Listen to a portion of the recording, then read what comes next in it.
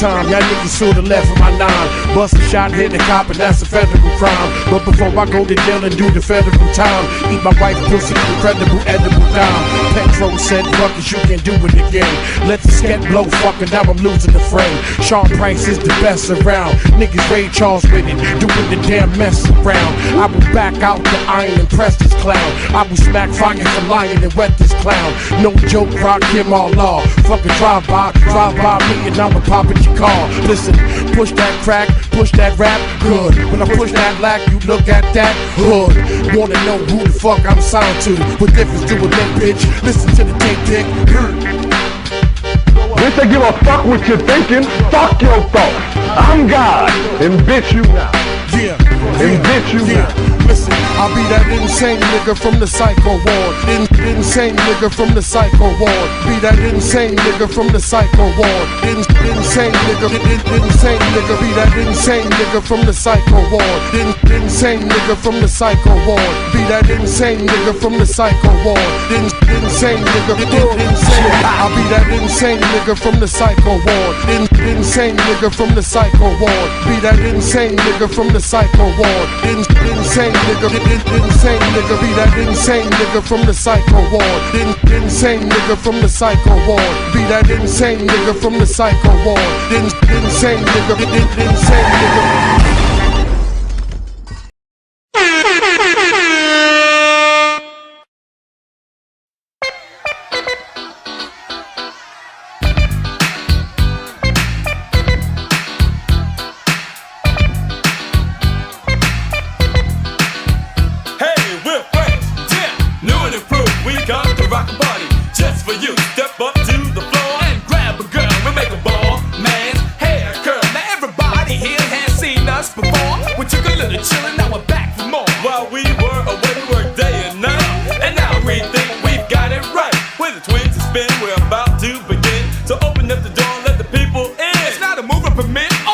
Show. Well, it's the kings of swings and be the first to know.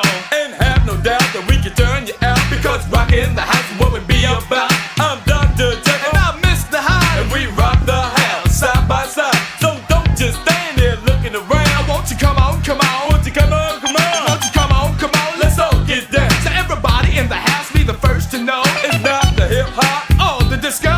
It's not Darwin or Romeo. It's the Jekyll and the Jekyll and the Jekyll and Hyde show. So Dr. Jekyll, my man, okay. Just get on the mic and do what you can. Well, my name Dr. Jekyll and I'm on the ball, and time never gets me off the wall. I'm 2 minutes fast, 3 steps ahead, and just like the man said, I've been to the mountain top and I'm guaranteed to rock the spot. I'm full of fire, full of fun. The chief rocker, Dr. Jekyll, yo, number 1. XyayX, that's me. Just get on the mic and rock with me. So it takes as much time as I please, because I shot the house for the young ladies. So won't you hurry, hurry, come and see my show. Once you're under my spell, I'll never let you go, and I'll be your baby at your request, cause I know you want nothing but the best. So Manhattan, shout it out. Hey, to the Bronx, shout it out. Hey, in Brooklyn, shout it out. Hey, in Queens, shout it out. Hey, Staten Island, shout it out. Hey, now they're rocking hard in McDonald land. Well, everybody's just having fun. Even you deserve a break today, and now we're gonna give you one. Yeah.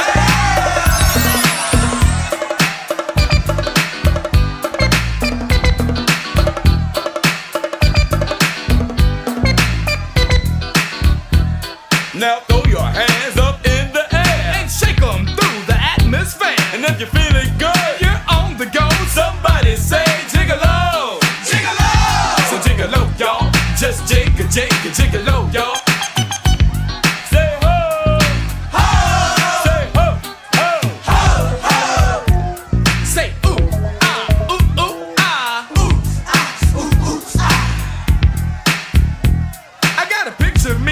Sony TV and a funky stereo. Oh yeah. But I have no time to enjoy myself, cause I'm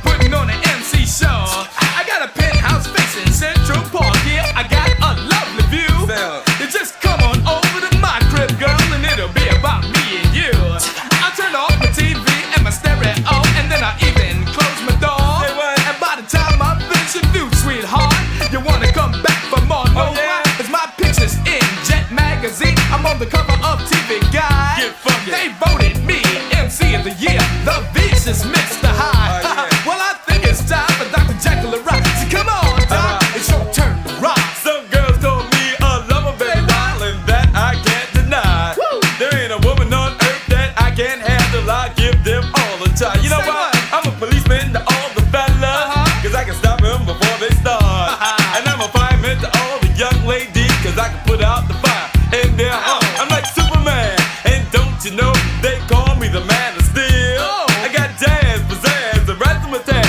I even got sex appeal. So when you come to my house and you walk through the door, please remember to close the gate. Why, Doc? Cause when you come to see Dr. Jacob, I'll be ready to operate. Now we walk these streets without a care. Spend cash money like millionaires. We walk on water, fly through air, and got a picture of myself on her underwear. Like Ginger Rogers, Freddie Astaire, like Boo Boo Girl, and Yogi the Babe. You tell the Ranger he best beware of the two MCs that are debonair. Now the only thing that we've got to say is come on and give that bass a play.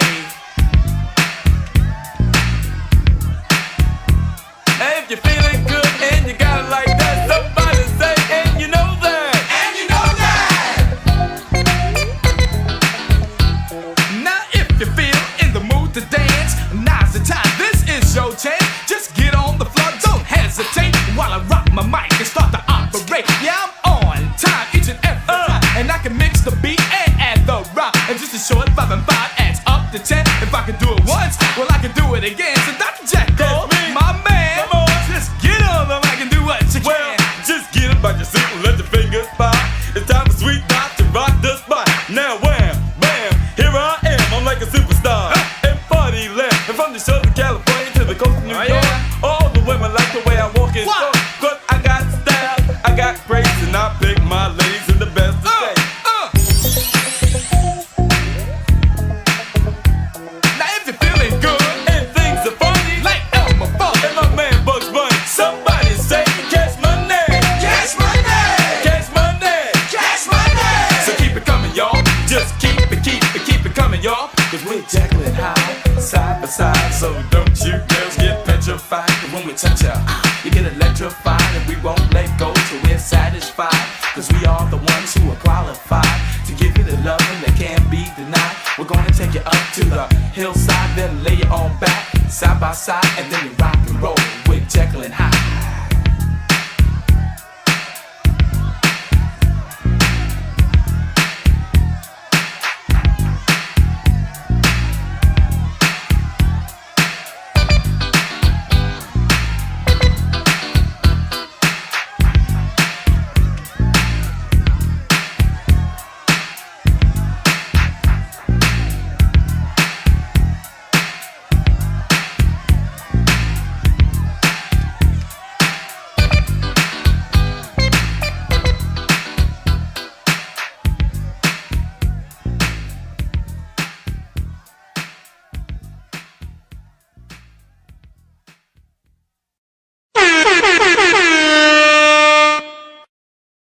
This is serious business.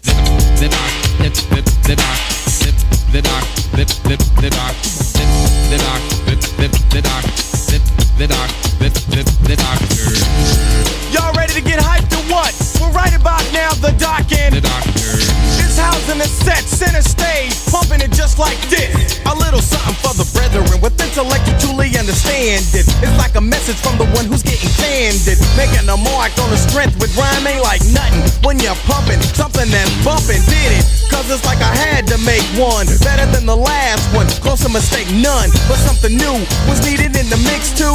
Make it as lethal, so lethal that I would think you couldn't be made to invade certain areas, no other jurisdiction. But that was fiction. As you progress and you're enlightened, and the better you're writing by never biting, you're exciting to the crowd. Club, congregation, or gatherings, homies in the street, they'll be thinking you OG. Smooth, wordy example of how I'm living. I get in this prime, pumping records that'll blow your mind.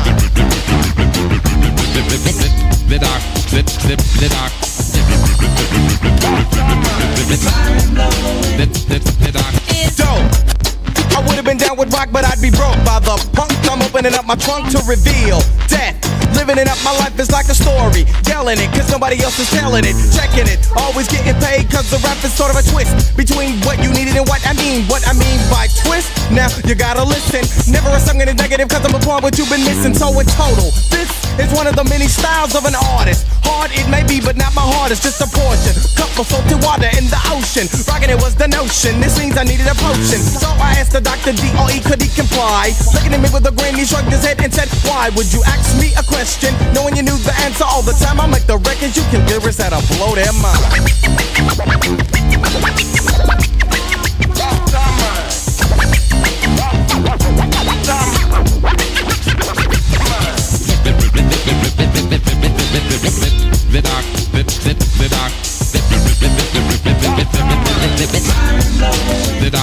Looking for a dope beat, too late in something melodic. After 30 seconds, Dre looked up and said, I got it like the dope sound. Rolling with a dope beat made me rock a dope rhyme, which was simple cause I'm equivalent to the greatest. Nobody knew before cause I just decided to make myself apparent once more to deliver to you in order. Let's call it a system. My brother tried to play me like a kid so I just missed him.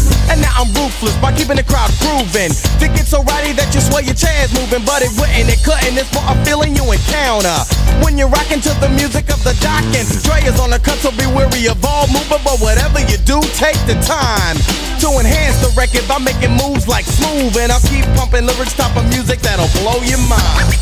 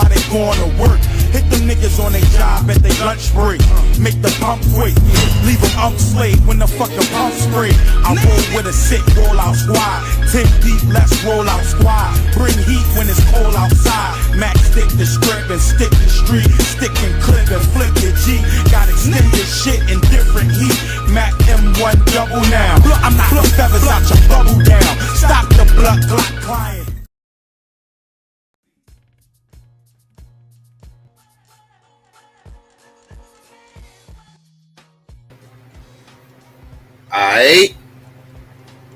Peace and Black Power family. It's your boy Psychopath Black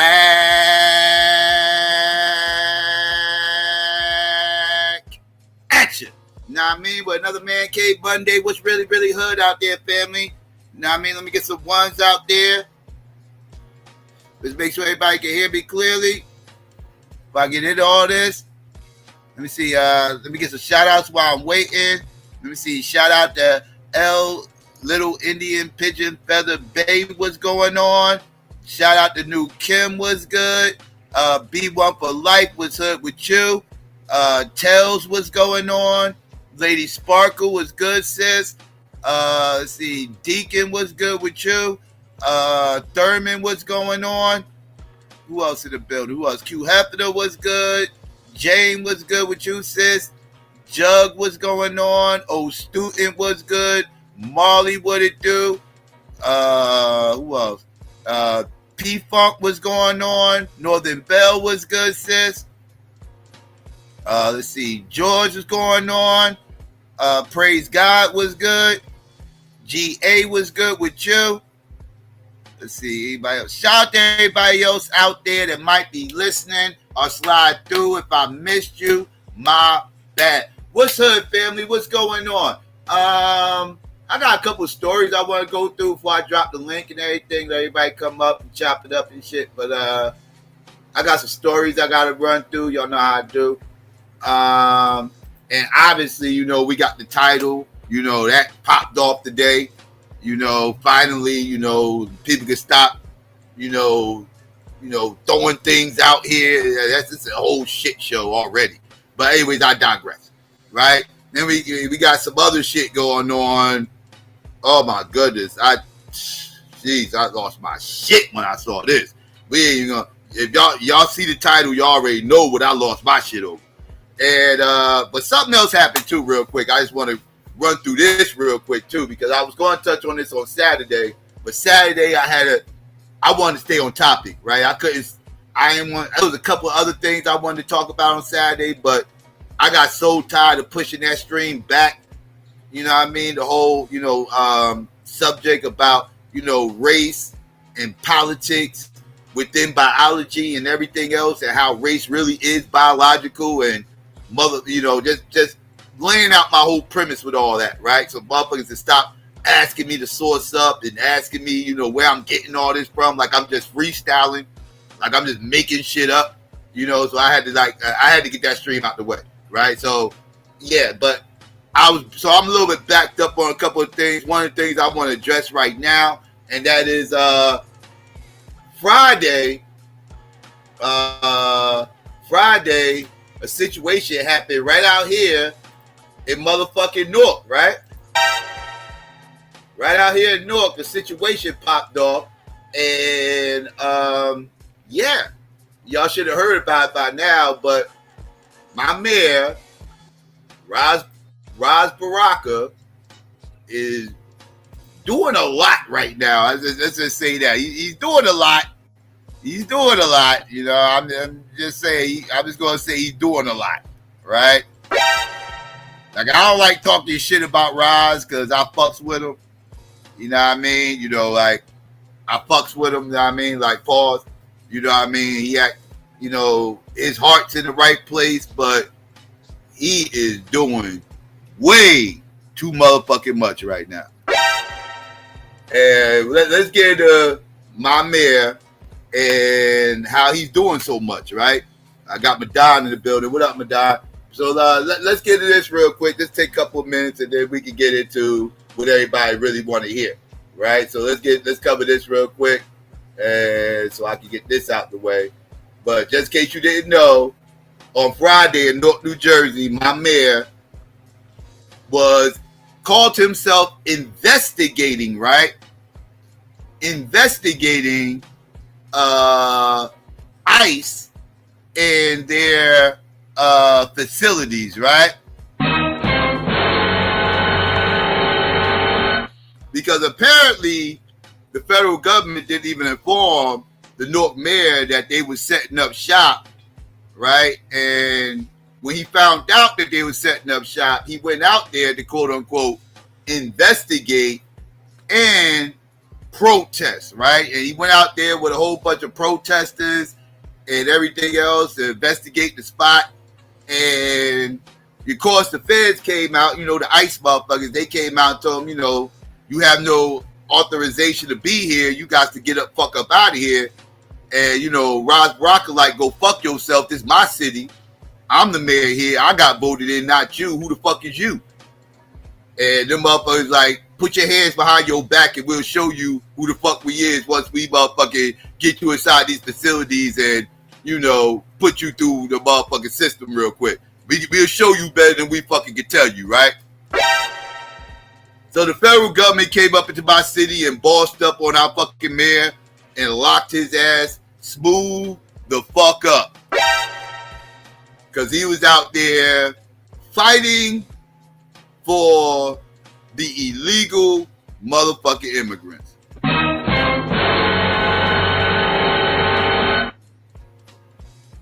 This is what happened with my mayor.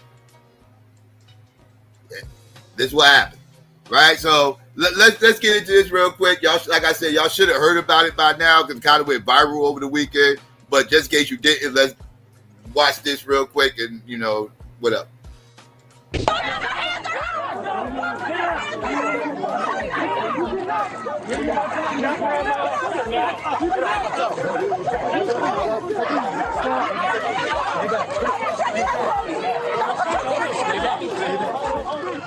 All right, several House Democrats potentially facing criminal charges after that chaos, a heated altercation that broke out at a New Jersey Immigration and Customs Enforcement detention facility on Friday. A spokesperson for the Department of Homeland Security now saying the Trump administration is taking a closer look at the arrests of those involved in assaults on ICE officers. And News Nation's Rich McHugh joins us live. So, Rich, what more do we know about all this? Hi, Nicole. Well, DHS Assistant Secretary Tricia McLaughlin tells me in an email this is an open and active investigation, but stopped short of repeating her comments over the weekend that there will be more arrests coming, but says it's an open and active investigation related to this chaotic incident on Friday when the mayor of Newark, Ras Baraka, was arrested. He was accused of trespassing after federal agents say he ignored warnings to leave. Alina Habba, she's the interim U.S. attorney for District of New Jersey. She wrote on X, the mayor of Newark, Ras Baraka, committed trespass and ignored multiple warnings from Homeland Security investigations to remove himself from the ICE detention center in Newark, New Jersey this afternoon. He was released from custody 5 hours later without bond, no plea entered. Here he is after that release. Now, that's a dispute. We could be wrong, they could be wrong. But you know who solves disputes? Courts. That's why we have courts. Courts solve disputes, not ICE.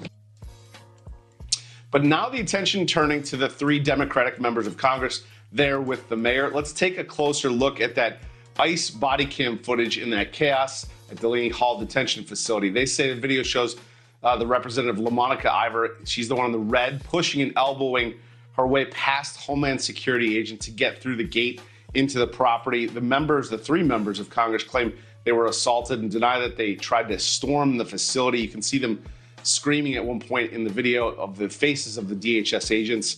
Again, the Department of Homeland Security tells me that this is an open and active investigation, but wouldn't go far as to say that there will be more arrests coming. Nicole. All right. And Rich, it's not just there in Newark. We're also seeing some chaotic footage of arrests in Tennessee and other places. Yeah, we're seeing this nationwide. There's this tension between local officials, local elected officials, and ICE agents. And over the last week, we saw this happen in Worcester, Massachusetts. We saw a raid there. Police union in Massachusetts wants criminal charges now against the city council member after this chaotic protest during an ICE raid in Worcester. Agents were trying to detain a woman who was accused of violent crimes when about 24 people blocked this unmarked car. A woman even stood in front of it while holding her baby. Officers on the scene say they were assaulted and that the council member helped stir everything up. So obviously many residents in Worcester were outraged. And this is a trend, Nicole, that we are going to be seeing, likely going to be seeing, continue throughout towns across America. Thank you for watching. Subscribe below. And there you go, family. That's what happened with my mayor on Friday. People have been buzzing all weekend over that, you know what I mean? Like, losing their shit. And, yeah, for different reasons. I personally don't like to see what just happened on a bunch of different levels, right? I'll be lying if I say I don't like the fact that, I'm gonna keep it a buck. I don't like the fact that the federal government can just come up in here and just boss our fucking mayor around like that in our own fucking city. I'm not really cool with that. You know what I mean? Like that part, I ain't really that cool with that. I'm also not cool with Ras Baraka and these goddamn Democratic Congress members who he's starting to lay in bed with because he got governor aspirations, right? I'll get into that in a second. and them motherfuckers all getting together to try to go out here, risk getting arrested and all this other shit for a bunch of illegal fucking immigrants. I'm not too crazy about that shit either. Like, if you're going to sit up here and put yourself out here and risk yourself getting arrested and all this other shit and everything else, I think it's a whole lot of other United States citizens, North natives, that need that type of motherfucking, protection way more than these motherfucking illegal fucking immigrants who was not born here, not from my state, not from my city, getting this type of motherfucking protection from the mayor and state councilman. That shit is crazy. That shit is crazy. But I mean, like I said just a second ago, Ras Baraka has governor aspirations, right? And I think this, to be honest with you, I'm keeping a buck. It seems like, to me, this was a dog and fucking pony show. That's what it seemed like. This shit seemed like a whole photo op. Like he went there with the intentions to possibly get arrested. And ICE kind of gave him exactly what he was looking for, right? Because now his name is buzzing nationally, right? So every left-wing motherfucker who hates Donald Trump, guess what they're going to do when it's time to vote for the next governor? He's already right now probably the running favorite, right, to win that motherfucking seat, during the election, just off of this whole staged, fiasco that happened on fucking Friday. That's what it seemed like to me. Right? It's a dog and pony show, right? This is some shit, right? Just to get his name out there buzzing, so when he runs for governor, all the left there. It's a lot of leftists here. It's a lot. I'm in a blue state, right? I'm in a blue state. So this is gonna galvanize the people on the left to get his vote, right? So it's a very strategic, smart move on his part if we're just talking politics. Now, outside of politics, like I said, this shit right here, I'm not really a fan of. Like, I don't like this look. I don't like this. Like, this is Ras Baraka. What are we talking about here? You right? The one time you get locked up as mayor to fight for fucking illegal fucking immigrants. It's just not. I'm just not a fan. I'm not a fan of this look, right? But again, on a strategic level, I get it, but I don't mean on morale standards. I don't like it. I don't like it. Right now, with that being said, I just wanted to get my opinion out about that because I know some people probably wondering, but that's how I think. That's what I think about that situation. I'm sure there'll be some more bullshit later, but yeah, that happened. He got locked up. He got let out like 5 hours later. They only contained him for like 5 hours, but that's all he needed, right? But anyways, I digress. Let's get to the topic of the day that got everybody talking for like the last 12 hours, right? This shit been buzzing all day. It was like this shit was crazy from everything I'm seeing when it comes to this fucking case, right? Real quick, what am I doing? Okay, that's what I was doing. All right, so let's get ready to get to this situation. And yeah, there we go. So let's listen because we got day one of the motherfucking Diddy trial that happened today. And boy, oh boy, let me tell you, it was a fucking shit show. You had motherfuckers out here in line, like they was all lined up to go to a motherfucking concert, like around the block type shit. Motherfuckers out there selling their spots online for X amount of money and shit. Motherfuckers trying to sell their spot online for like $500. You had the clout chasers out there. Oh, the clout chasers was out there in full effect. Motherfucking Jaguar Wright, psychotic, weird ass was out there in front of the cameras. You know she wasn't gonna miss this moment. To talk her nonsense with her pseudo ass. Don't even get me started on her. She's a whole weirdo. Having Jaguar Wright on your side of an argument is not a motherfucking good thing. Let me just say that. She's batshit crazy. She's batshit, right? But anyways, I digress. Her crazy ass is out there giving interviews. Like anybody was wondering what Jaguar Wright had to say, said no one. But she was out there clout chasing, as well as a whole bunch of other people out there clout chasing. Like it wasn't just her, right? So, anyways, you know, so they did the jury selection early, got that shit the fuck out the way, and they got to their opening statements, and yeah, it was some wild shit being said in the opening statements, right? So let's get into some of this shit, right? Let's break some of this shit down. All right, so let's get ready to go, family. I'll be right back with some commentary.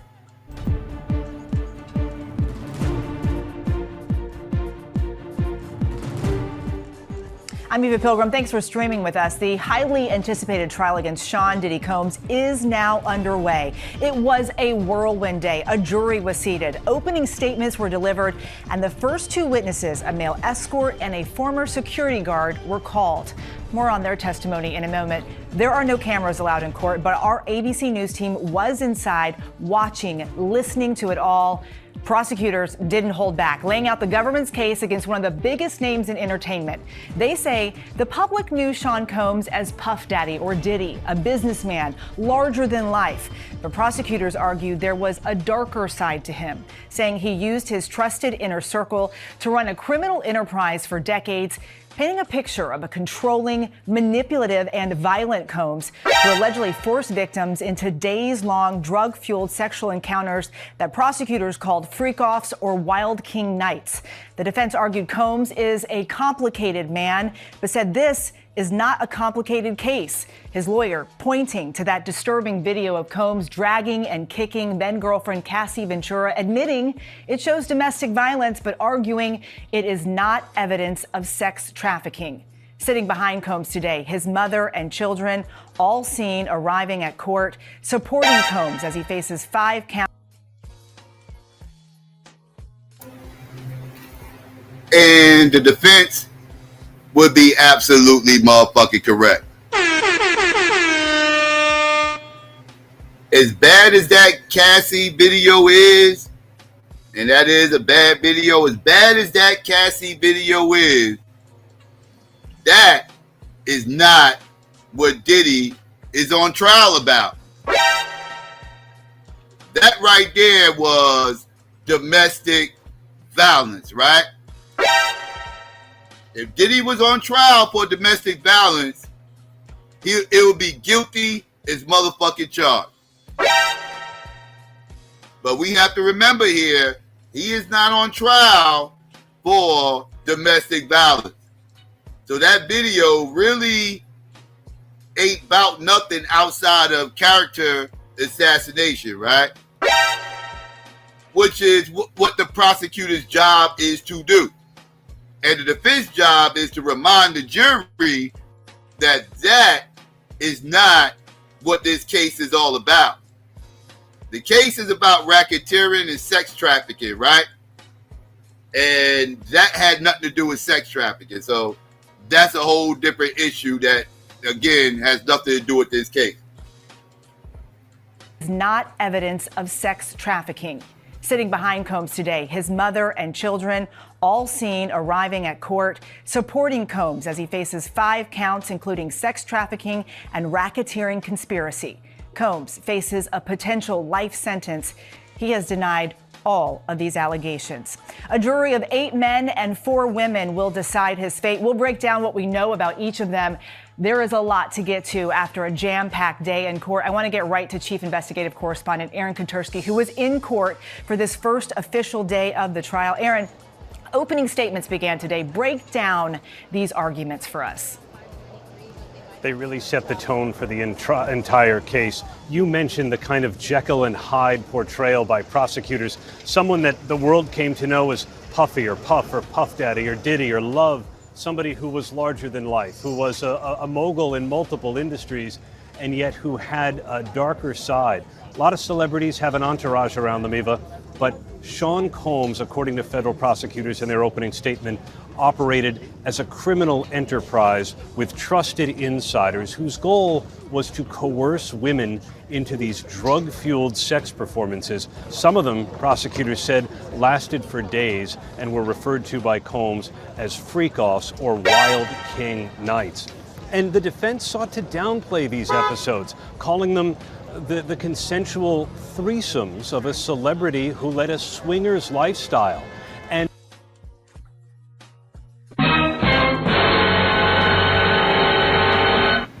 well, that's the question at hand right now, right? The question ain't whether or not these freak-offs actually happened, right?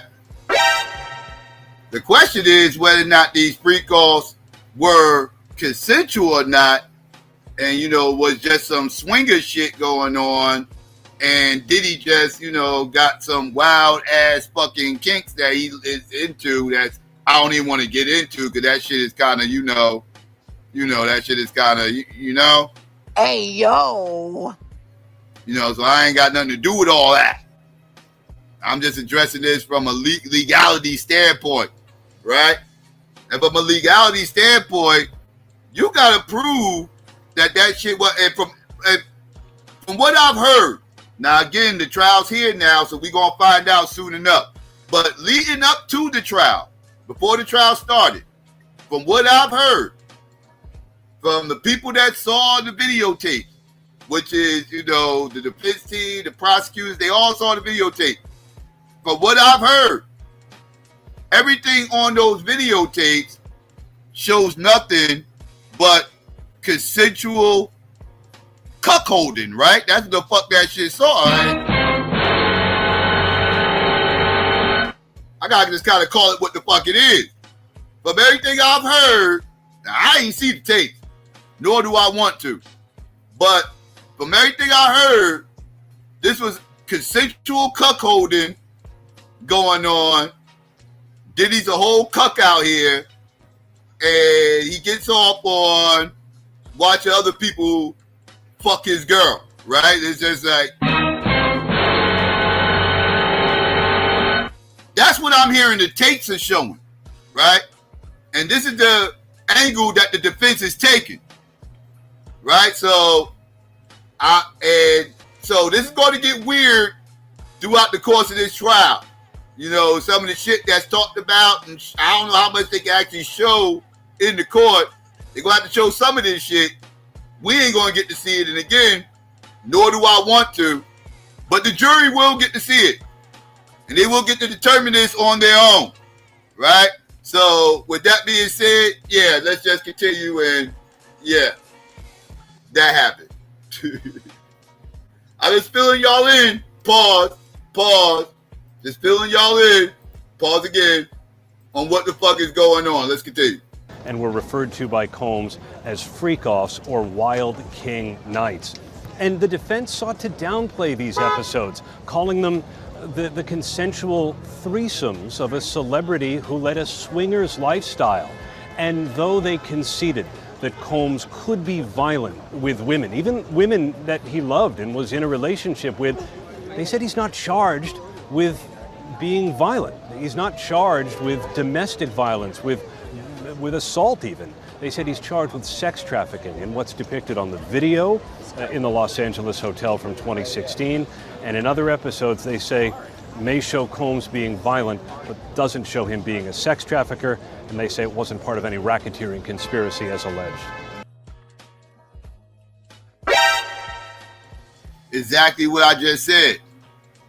You know, the Cassie video really don't got shit to do with this motherfucking case outside of, you know, trying to sway the jury one way or the other based off of, you know, visuals and, you know, just having that image of Puffy while they hear this case, right? You know, like that's all that shit is for, because that video is fucked up as it is. Again, is no evidence of racketeering in that video. There's no evidence of sex trafficking in that video. And that's what this case is all about. Those two things. That video was domestic violence. And that's not a part of this case. It's just not. So the defense did a good job by pointing that out and getting that shit out there early. Right? So now the jury has that in the back of their mind once that video pops up, because that video is going to pop up throughout the course of this case. And they already kind of, you know, plant that seed in the jury that, you know, like when they show this, remember what this case is about, and is that video relevant to this case? And actually, it's not. It's not. Right? So let's continue. We saw Sean Combs' family going into court today. Did he interact with them at all? He did, right from the start. He came into court, Eva, all smiles as his eyes immediately locked on to his family seated in the second row, his sons and daughters, his mom, all there to support him. He blew them kisses in court, made gestures across his heart. But once the opening statements began, Combs was much more dispassionate. At one point, as a man who says he was paid to have sex with Cassie Ventura while Sean Combs sat in the corner masturbating, Combs pushed his chair away from the defense table. His arms went down and he crossed his legs, listening impassively to all of this. At that point, when the male escort was Yeah, I told y'all it's going to be some disturbing shit up in here. I told y'all Diddy a whole cuck out here. Diddy a whole cuck out here. This is some wild ass shit. Like this is crazy. But hey man, it's weird shit that go on in that swinger community, right? You in that swinger community, there's a lot of weird shit that be happening up in there, and there's some weird shit going on. I don't hear anything illegal, but I do hear a lot of weird shit going on. Question is any of this weird shit illegal? Right? I just gotta keep y'all focused. Pause. Don't focus too much, because these details are a little bit disturbing. But I digress. I just try to keep y'all focused on what the case is all about, and I'm not hearing anything illegal as of now. Just disturbing, weird. Yeah, this is crazy. Ventura while Sean Combs sat in the corner masturbating. Combs pushed his chair away from the defense table. His arms went down and he crossed his legs, listening impassively to all of this. At that point, when the male escort was testifying, his daughters left the room. The first witness, former Intercontinental Hotel security guard Israel Flores, testified about responding to that now infamous incident, speaking with Combs and his ex-girlfriend, a key witness in this case, Cassie Ventura. How did Flores describe that day? He set the tone by immediately, as the first witness, taking jurors back to 2016. It was March 5th when Flores said he responded to a call from hotel staff of a woman in distress on the 6th floor. He goes up the elevator. He sees Sean Combs sitting in a chair with what he described as a devilish stare, and Cassie Ventura clearly shaken. And he walked the jury through hotel security footage. Some of it that the prosecutors played outright, some of it that Flores had captured on his phone, and it shows the detail of what occurred. There is Cassie. She's in blue pants and a hoodie. She's not wearing any socks. She reaches into a bag at the elevator And as she's putting on her socks, Combs comes barreling around the corner, knocks her down from behind, stomps on her, and the episode continues from there. And Aaron, I have to ask you, we are seeing these sketches of Diddy in court. He looks very different than how many may remember him appearing. Tell us how. Yeah, that motherfucker been locked up for months. Ain't no just for men in motherfucking in the pen. You think they got some just for men in the fucking pen? You know what? That's a whole motherfucking market right there. Family, here we go. We got it, family. We got it. I got a whole new product that we can make a whole bag off of. We just gotta figure out a way to smuggle that shit into the fucking prison system. We gonna make an all-black business for black inmates that's graying in jail that need to, darken their shit up for the court appearances so they don't be looking crazy like Diddy and shit, looking like he aged 60 years in prison. We gonna create the product, and when we create this product, it's gonna be called Just for Pen.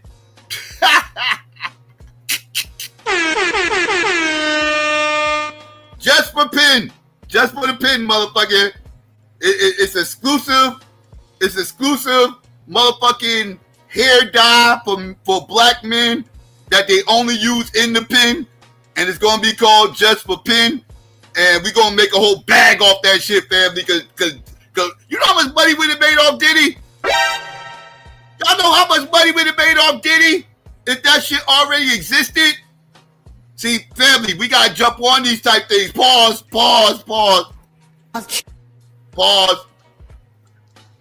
But we gotta get on that. Oh shit. Hey yo. Let me stop talking about this and get back to this goddamn video. I'm bugging. Corner, knocks her down from behind, stomps on her, and the episode continues from there. And Aaron, I have to ask you, we are seeing these sketches of Diddy in court. He looks very different than how many may remember him appearing. Tell us how he looks.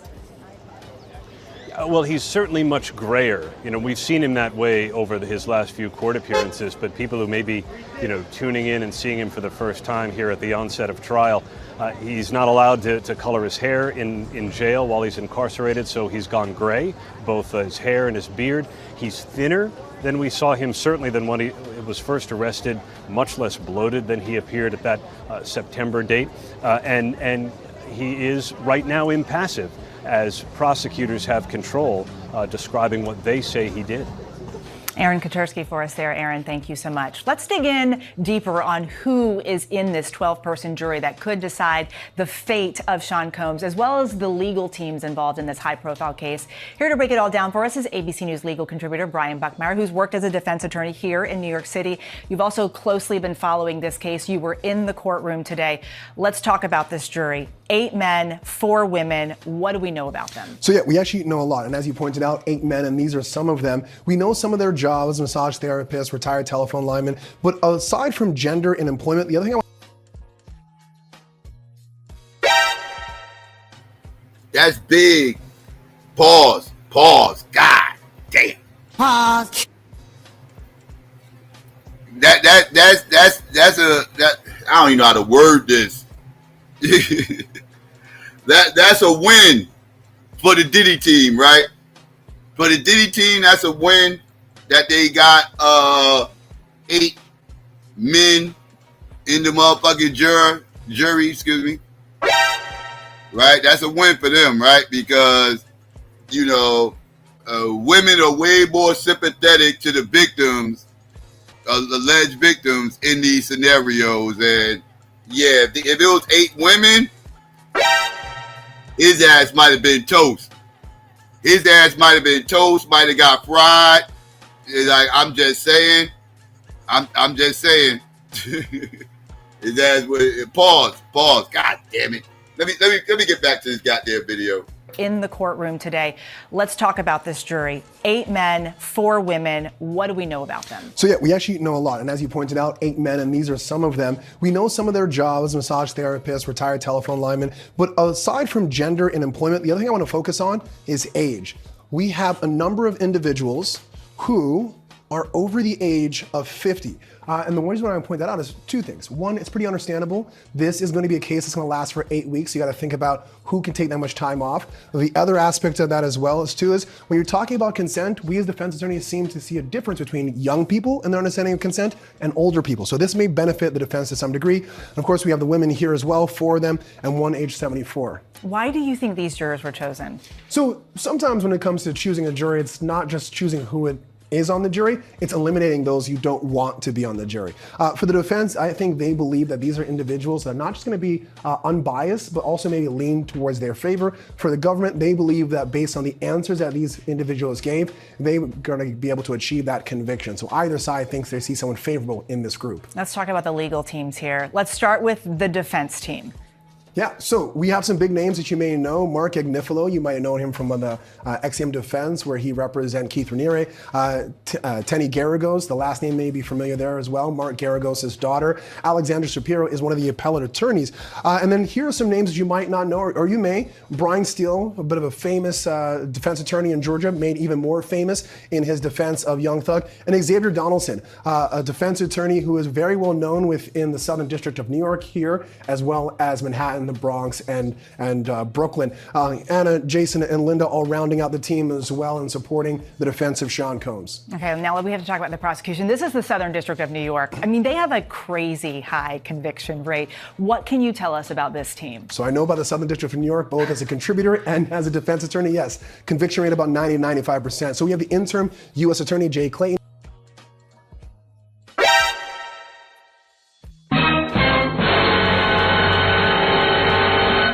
Woo, boy. 90 to 95% success rate for the motherfucking prosecutors. Woo, shit. That's not good. That's a shit. That is a high percentile. Right? 90 to 95%. Shit. Yeah, boy, you going through something right now. Pause. Diddy. This is going to be a rough mountain to climb. Pause. Great. What can you tell us about this team? So I know about the Southern District of New York, both as a contributor and as a defense attorney. Yes, conviction rate about 90-95%. So we have the interim U.S. Attorney Jay Clayton. He's not actually at the defense table, obviously the prosecution table, but he is the head of the Southern District of New York. And then you have other prosecutors as well. But I want to skip down just real quick because you might recognize the name, Maureen Comey. She's actually one of the lead government prosecutors in this case, the daughter of James Comey. And this is an all-women's team here. I don't think that was an accident, but it seems very powerful when they're arguing the case, when there are so many female alleged victims in this trial. Yeah, and let's talk about who we heard from today, a male escort, a former security guard. What does this tell you, if anything, about the prosecution's plan here? Two things. One, they're laying the foundation for someone very important to testify. They want that video in, and they also want the individual who was allegedly forced to have sex with that male escort to be able to testify as to that event, that being Cassie. We believe, or I think it's probably easy to assume, that she'll be testifying, if not first thing tomorrow morning, then at some point in time tomorrow. Now, that could be, in essence, to kind of like a strong, powerful witness. This is, as the prosecutor says, victim number one, but it also could just be logistics because we know that she is pregnant, very much so, and they might want to just let her get in, out, and get out as quickly as well. Yeah, also you can't travel too late into your pregnancy, one of those things that we all know about. Today, Cassie Ventura's husband was actually seen leaving the courthouse. Tomorrow, we're expected to see her possibly taking the stand herself. That's pretty early in a case, right? So it depends on the strategy. I can see why that would be perceived early. This is supposed to be the star witness. Why?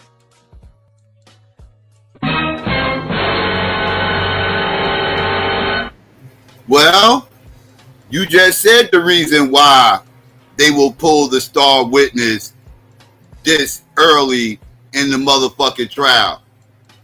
Because Cassie, from everything I'm hearing, is pregnant to the motherfucker.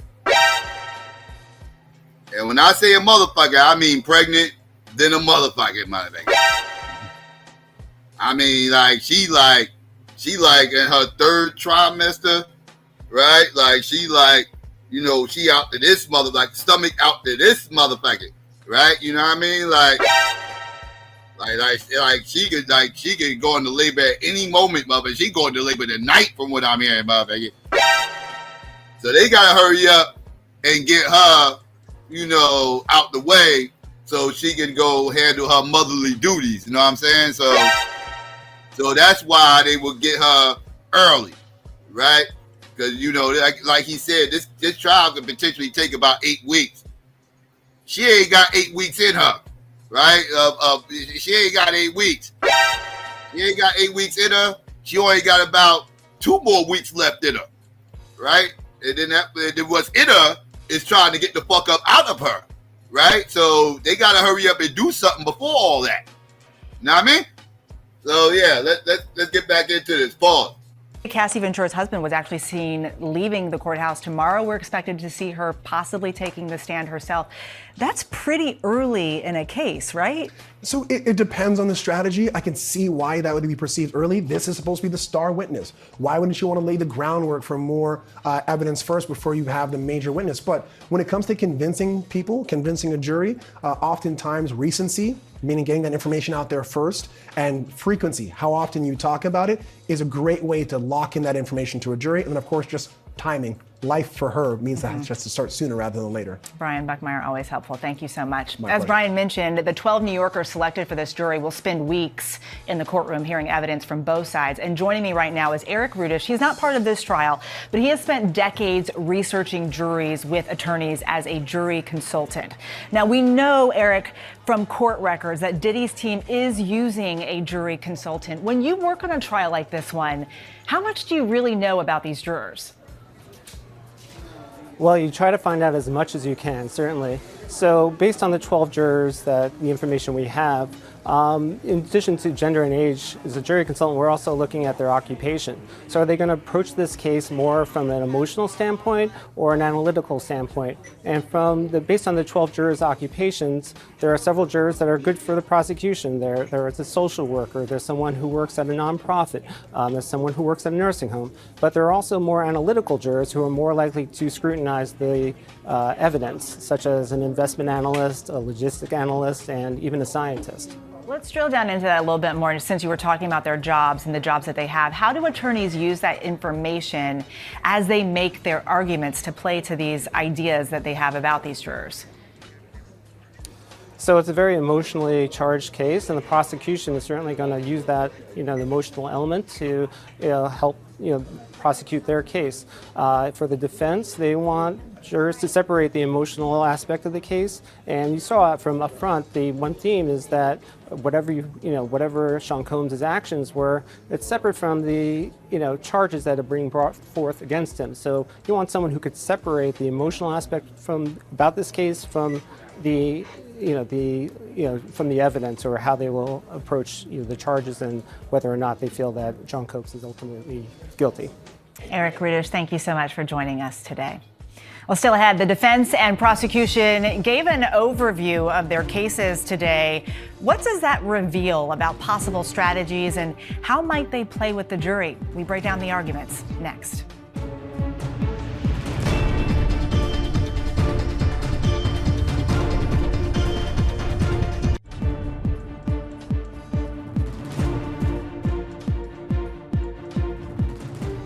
Back now to the case against Sean Combs. ABC News legal contributor Brian Buckmeyer is back with us. Also joining us, attorney and legal analyst Ebony K. Williams. Brian, let's start with you because you were in court today.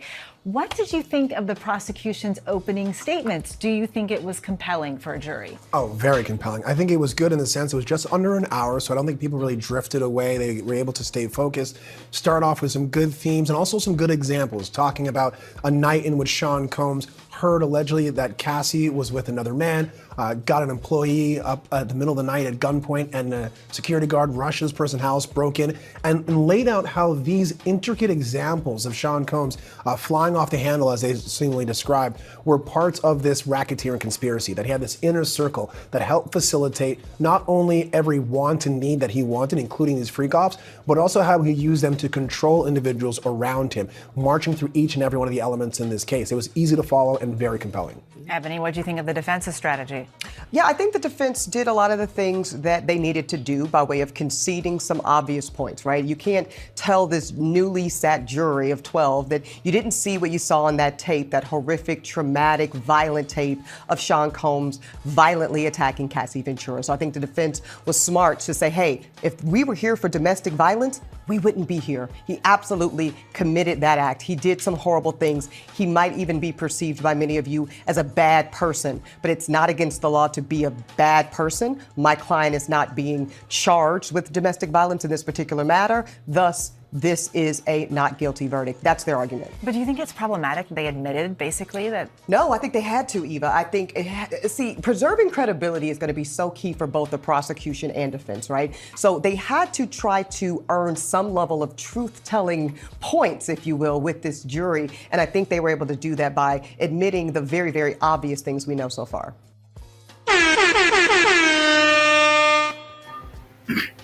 Ebony knows what she's talking about.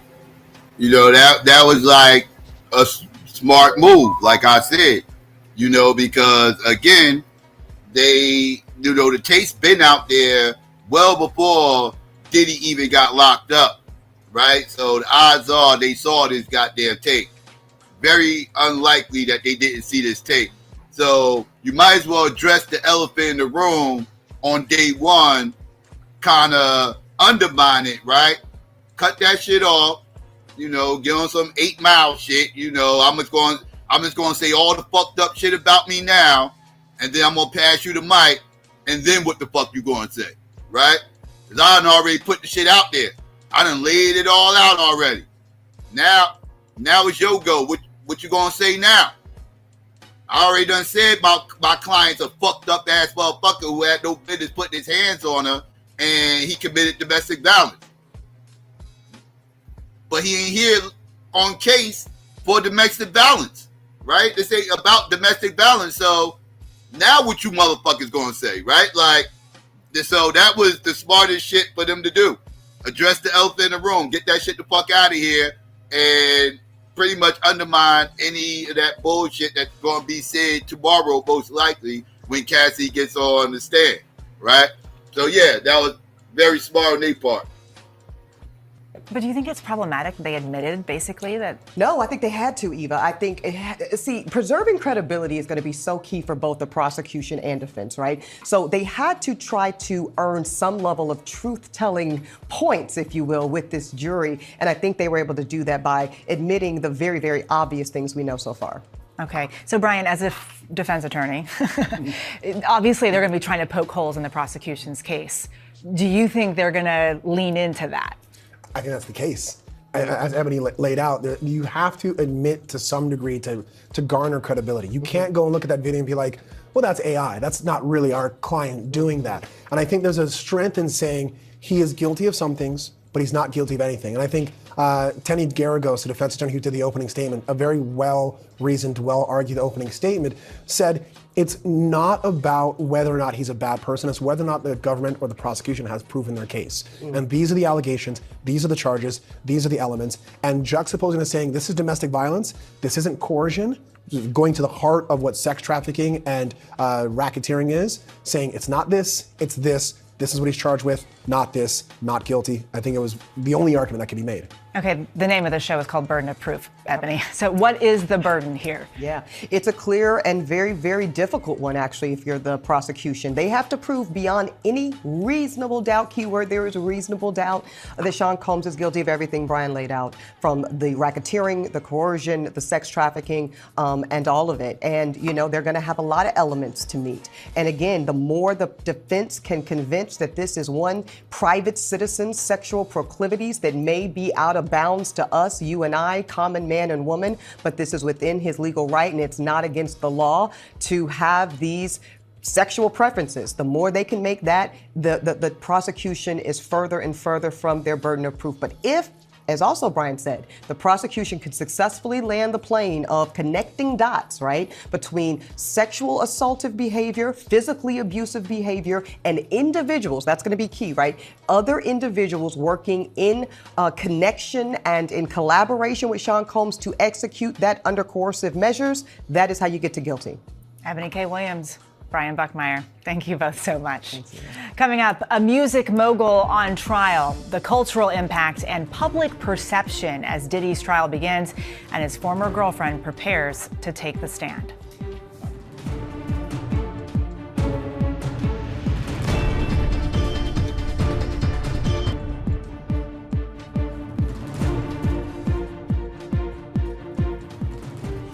It's no surprise there's extreme public interest around the world in the Diddy trial as testimony gets underway. So what are people saying?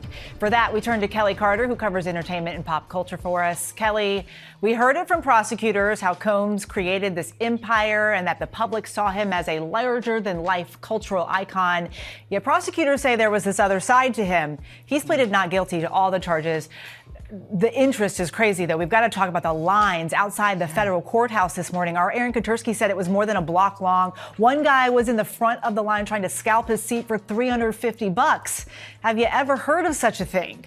I have never heard of such a thing as someone trying to scalp a ticket to go inside of a courtroom. I have seen, and we all have seen, fandom, line up with signs in support of people. I remember covering that 2009 Chris Brown assault case out here in Los Angeles, and I was met with just hundreds of fans who were outside with those fans in support, with signs in support of Chris Brown, but never someone waiting in line trying to pawn off a ticket as if this is Star Wars. This is something we've never seen before. I'm curious, too, when it comes to Diddy's public image, does the verdict in this trial really matter, or is the damage to his reputation already done? I think the damage is significant, and quite frankly, I think that the court of public opinion is ultimately going to weigh so heavily, if he is found not guilty of these charges. I don't think that we should all imagine a world where he goes back to business as usual, because I think we know too much, and that's kind of the sentiment, I think, of a lot of people who've been paying attention to today's testimony and who read anything going into today's testimony. We know too much, and people are going to have very strong feelings about the things that they've discovered about him. Kelly Carter, thank you so much for being with us. Thank you. And thank you for joining us for this episode of Burden of Proof, the case against. So there you go, family. That's pretty much the skinny of what happened. Actually, has a little bit of detail what happened day one, right? That's what happened day one of the Diddy trial. It's going to be a long one, so we're going to be talking about this periodically for during the summer, right? This shit ain't going to be over to the summer, right? So we got time, right? But that's the news that happened for day one, right? Now, with that being said, before I drop this link, so y'all can come up and chop it up, I gotta burn through this last joint real quick, right? Because this right here was very triggering for me, especially after Saturday's motherfucking stream and the topic matter of said stream. For me to hear this nonsense that I heard today and yesterday from motherfucking black social media losing they motherfucking minds when these motherfuckers are making these wild ass claims on some black allergy shit, talking about that Pope Leo, the brand new Pope, is somehow or another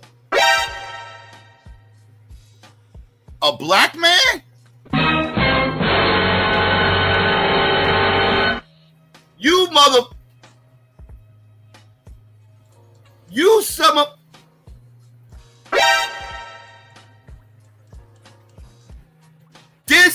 has got to motherfucking stop. It has to. I'm not listening to you motherfuckers, dog. You silly ass one drop weirdos have got to stop the madness. Y'all got to stop this. Y'all have to. I know y'all don't want to. Nope. You got to stop this. This is one drop madness on steroids.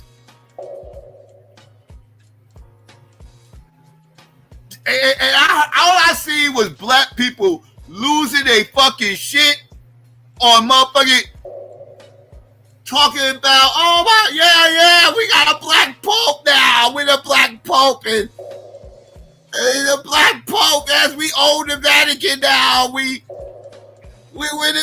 Catholics now. We Catholics. The original Catholics were black. So this all makes sense to me now. I knew he was black. I knew it. The second I looked at that motherfucker, and said, you know what? I bet you got some black in you, don't you? I know you do. Right? These one-drop son of a bitches, man, these motherfuckers get on my goddamn nerves. You motherfucker, god damn it. I'm so sorry. God damn it. Yo. Yeah. And you know who's losing their mind more than anybody about this shit? It's two motherfucking groups of people. And in some cases, there's a lot of overlap. Actually, it's the same motherfucker if I'm keeping it a buck. But it's the motherfuckers who's losing their minds, and this is hilarious, by the way, is these motherfuckers, Blue MAGA is losing their shit right now about this situation. Talking about how pissed off regular MAGA is. So yeah, that's right. Look, Trump is mad. Look, MAGA is pissed off because we got a black pope, right? And they one dropping like a motherfucker, right? They over there talking about some MAGA mad and MAGA pissed off. That just goes to show these motherfuckers are ignorant as fuck. I mean, these motherfuckers are super ignorant, right? If they think MAGA is pissed off by your pseudo-ass one-drop motherfucking claims.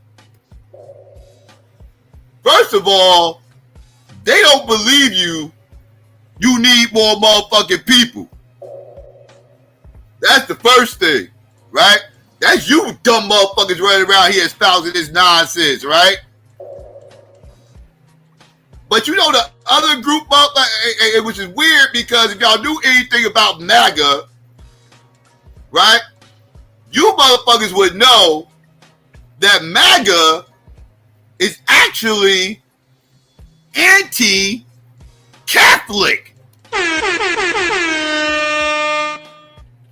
MAGA is anti-Catholic, you dumb fucks. Show me the Catholic self-identified white supremacist. I promise you can't find that motherfucker. I promise you can't. The Ku Klux Klan don't fuck with Catholics. You think the Klan cares about the fucking Pope? The Klan can give a damn about the motherfucking Pope. Y'all got the Klan fucked up.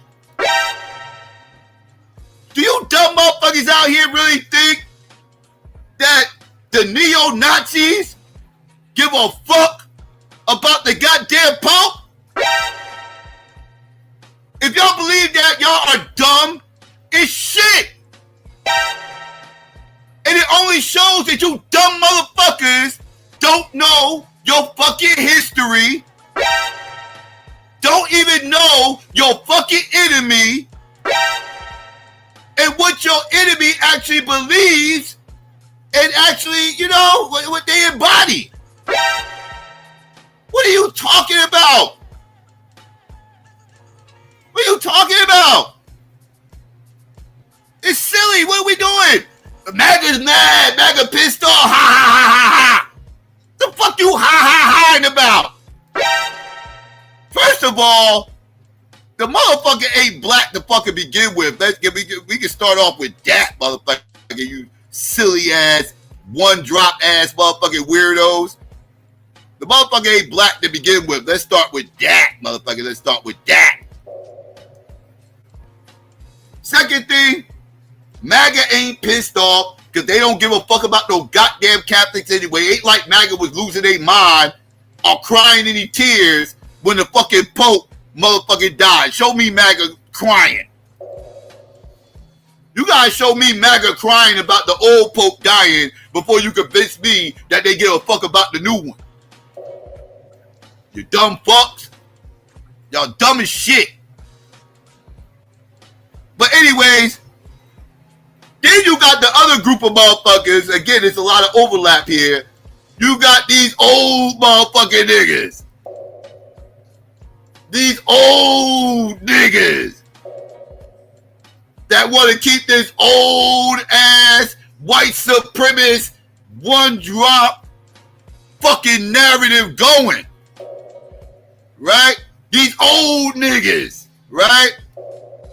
That need to hurry up and die the fuck off so motherfuckers can stop with this black allergy nonsense. Like, we need all the black allergy to get eliminated. Get all that shit the fuck out of here. Psycho, what old niggas you talking about?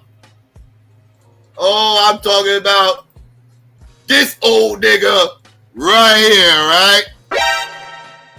And people of his fucking ilk. That's right around here poking his chest out, thinking he one up in MAGA, who can give a fuck about the goddamn Pope, acting like this is some kind of black excellence and shit.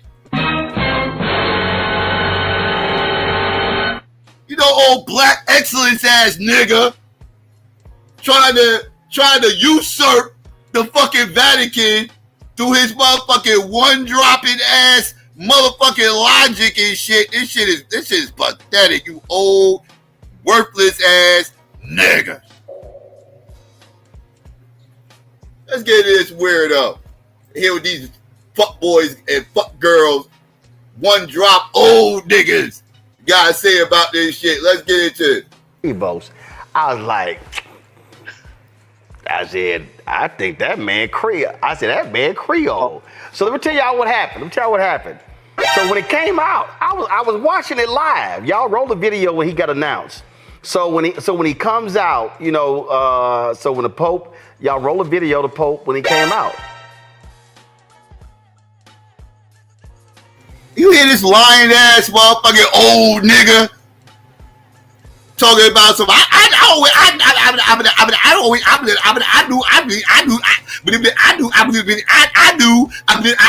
knew this. You did when he first got announced. I knew this. I knew. I said one look. We ride the tape. I would always do this. You lying sack of shit. Stop. What are we talking about? What the fuck did you know? And why didn't you say it before this dumbass motherfucking video that I'm about to motherfucking play? You lying fuck. Anyways, I just can't take liars. I was watching it live. Y'all roll the video when he got announced. So when he comes out, you know, so when the Pope, y'all roll a video of the Pope when he came out. The Pope. So when he came out, I'm sitting there watching at home, and I'm watching these steps out. Then when they said Cardinal Robert Francis Prevost, and I was like, Prevost? Man, I know a whole bunch of damn Creole people in Prevost. Then when I saw... Then why didn't you do a motherfucking live stream talking about that shit there, motherfucker. How convenient you would say all this in your house. Talking about some Creole this and Creole. Man, yo, get your pseudo ass out of here. Let's continue. They calling this motherfucker black. Oh, I'm about to cook on this. Let's continue. Cardinal Robert Francis Prevost, and I was like, Prevost? Man, I know a whole bunch of damn Creole people in Prevost. Then when I saw him, I was like, they were talking about old Chicago, they talking about Peru. I was like, Well, you know, you always gotta wait for the news. So NOLA.com dropped this story. It says Pope Leo XIV has roots in New Orleans' 7th Ward. See his family lineage and history. So allow me to scroll up. And so they start breaking down here. Somebody said Leo XIV, who was born and raised in Chicago, has said in past interviews that he was open to the priesthood because clergymen were always in and out of his childhood home as his mother often fed them. Now we know why her cooking was so good. Both of her parents were from New Orleans. Let me keep going. Then it says here, Honora tracked down a marriage license that showed the Pope's maternal grandparents, Joseph Martinez and Louise Bacquier, were wed at Our Lady of Sacred Heart on Annette Street in 1887. Joseph Martinez claimed Haiti as his birthplace, Honora said, which could very much be true given the back and forth that has always existed between New Orleans and Haiti, or he could have deeper New Orleans roots. I'm still working on that. And so basically, here's what it says here. During the 1900 U.S. Census, the couple was listed as residing at 1933 North Prior Street, a site later demolished due to the construction of the Claiborne Avenue overpass. They were also described as black.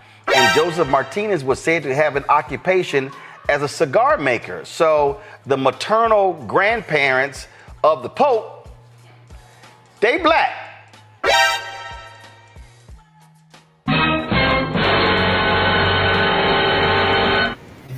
You have got to be shitting me right now.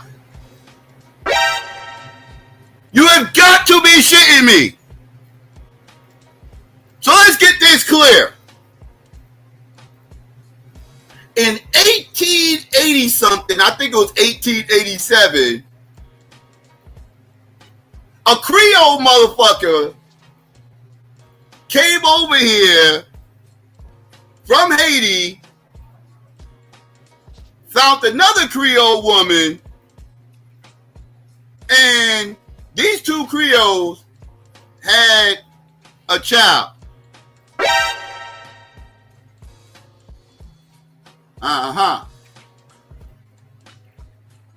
Oh, my bad. Wait, I got this backwards. Excuse me. In 1887, a black motherfucker came over here, right? Got with somebody, a Creole, white, whatever, and had themselves, I'm assuming this could be black. They could not be black. Could have been a whole Creole, right? Had a kid, whatever, boom, boom, whoop-de-whoop, right? And this is on his maternal side, right?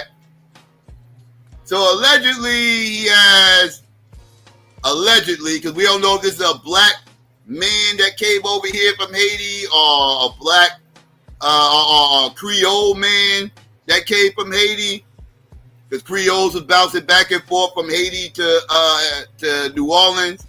That whole strip, that was all French. That was all owned by the French, right?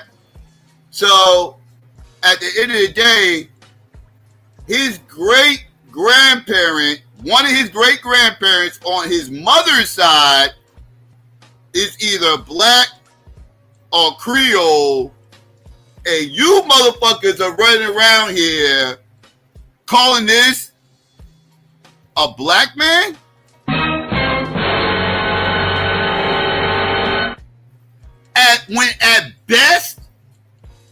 At best, that would make him an octoroon? And like, we are talking about a possible quadroon, octoroon ass motherfucker. And judging by his motherfucking appearance, I'm guessing he's a whole motherfucking octoroon over here. That's the fuck I'm guessing, goddammit. Because I question if that grandparent that y'all holding so tight to is actually motherfucking black. Because y'all keep saying Creole, and Creole is a mixed down motherfucking Negro that would have been called black in 1933 under your white supremacist one drop rule.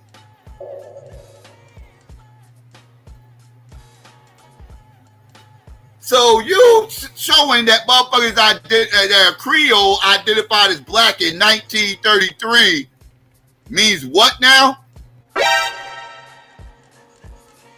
And that's his grandparent, not even his direct parent, his grandparent.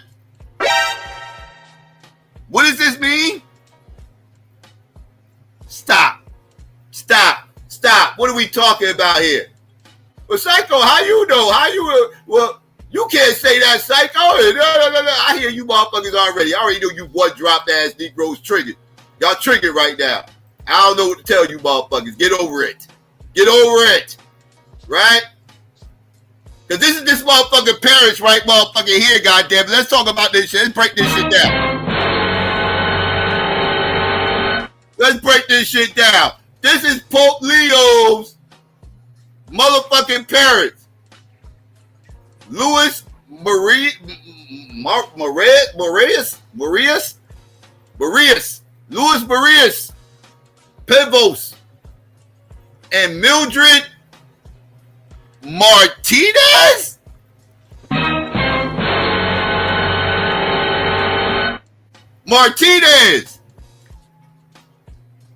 Right. Yeah, that looked like a black woman to me, goddammit. I don't know, man. Maybe that looked like a black woman to you. That look like a black woman to you? Some of you Negroes are saying, that look like my motherfucking aunt. That look like my biracial aunt. What do you mean she ain't black, Psycho? She look just like my biracial aunt.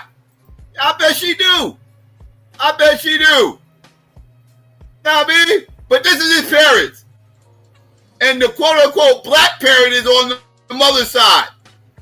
So you got to focus on the mother. Right? Oh, y'all need a better picture? There you go. That's his goddamn quote-unquote black mother that you motherfuckers are claiming. Right? Y'all claiming this. This the fuck shit y'all motherfuckers over here claiming. I mean, here go all her chitlins. Here go all her black children. You know what I mean? This that black Nubian queens children. This is motherfucking Pope Leo and his motherfucking brothers. You know what I mean? All these black kids. We gotta protect the black children in the community, family, and protect these black Nubian queens and they got their chitlins. We gotta protect them, right? Because this is who these motherfuckers are claiming. This is who these weirdos are out here claiming. This is the problem with these old niggas, right? This is the problem with these old niggas. They want to claim this shit as us. And then stick their chests out with pride and start flossing this shit to white people so they can laugh at our asses and shit, right? Like, if I was white and you Negroes are running around here sticking your chest out, calling that goddamn Pope black, I would be laughing my motherfucking ass off and patting my ancestors' caskets and shit. Like, you motherfuckers are geniuses and shit, right? Like, you motherfuckers have done excellent work in the past. You motherfuckers have fucked these niggas' heads up so bad that these motherfuckers are delusional. Like, y'all have done y'all job. Rest easy knowing that y'all job has been done. Y'all can sleep easy, motherfuckers. Cause you niggas is fucked up in the fucking brain. Old, stupid, white supremacist loving ass niggas. Let's continue. I just had to get that off. Let's continue. Hey. From Haiti. Come on now. Oh, it's getting ready to be on like Donkey Kong now. Oh, it's on now. Oh, this is lovely. This is wonderful. You hear all these old niggas? Look at them. They think they got it all. These dumb old niggas is acting like they got one up on the white people and shit. Like, yeah, we got their ass now. We got their ass now. They ain't know the motherfuckers is black. They ain't know we got black niggas up in the fucking Vatican. We got it all for them. They're like, yeah, we got them now. We got them now. They thought they could escape us. They thought they got it all. They ain't getting it. Yeah, we got them motherfuckers down. Like, this shit is ridiculous. You hear these old niggas? All these old niggas. Listen to them. Black. Hey. From Haiti. Come on now. Oh, it's getting ready to be on like Donkey Kong now. Oh, it's on now. Oh, this is lovely. This is wonderful. Francis got jokes. God. This is Francis's God jokes. is faithful. Hey, of course he coming from He good. He good. I'm gnawing. We can eat some gumbo with the Pope. Come on now. I'm telling y'all, and it's so funny. So I'm in a chat group, and they said whoever said he was Creole wins the prize. I was like, I'm telling y'all, when he walked out, I was like, y'all. I need everybody to understand. Y'all need to understand. My grandparents migrated from Opelousas, Louisiana to Houston, okay? Now, the reason all these old dumbass FBA people try to call me a tether, which is stupid, because my maternal paternal side, my grandfather, his ancestors, same as this here, migrated from Haiti to Louisiana. We found a manifest where one of the relatives was on a shipping manifest going from Haiti to New Orleans. And so folk who know history, they know what the whole deal here. And I'm telling y'all, when he walked out and I saw the name, they said the American Pope. I didn't even think Chicago, y'all. I was like, yo, he from Louisiana? I said they grabbed the Carter from Louisiana? And I'm telling you, I was like, Prevost. I said, man, do y'all know how many Prevosts I grew up with at Our Lady Star to See Catholic Church in Houston? And so then I saw Chicago, Peru. I was like, I know what Prevosts look like. And I'm telling you, nigga, shut the hell up. So I know what Prevost looked like. Prevost was his father's motherfucking name, not his mother, who's the one with the actual black side. You dumb fuck. You dumb as shit. You sound crazy. All I heard with the last name. I knew that what motherfucking Creole. I know it by name. Prevost. I know so many Prevosts that are Creole. I knew what to do. I knew exactly what he was. Oh yeah? Well, his mother is the one with the motherfucking Creole side. You dumb fuck. You dumb fuck. You just read it. You just read it. How did you just read it and fuck it up that bad right after you just read it? What's wrong with you weirdos? Y'all so happy and enthusiastic because you feel like you can claim something that you deem to be valuable and important? Who gives a shit about the fucking Catholic Church? I know I don't. Shit. What are we talking about here? You a whole Negro over here. You shouldn't care either. No Negro should care about the goddamn Catholic Church. Most Negroes is not Catholic. They either Bible-thumping Christians or the Hebrews. They ain't fucking with that goddamn Catholic Church. You fucking weirdo. You up here proud and shit. Fuck that goddamn church. I give a fuck about that shit. Except for you fuck boys. Chicago, Peru. I was like, I know what Prevost look like. And I'm telling you, Nola, I was like, that boy could be Creole. And now we know. I'm so not unshocked. Like, I thought everybody kind of knew that. I went to school with tons of Prevost. I mean, Nola, you gotta be from the Gulf Coast to understand. Everybody can't spot them. They can't spot them like we can spot them, Nola. Can't spot what? Can't spot whatever, but they can't. You gotta be from the Gulf Coast, they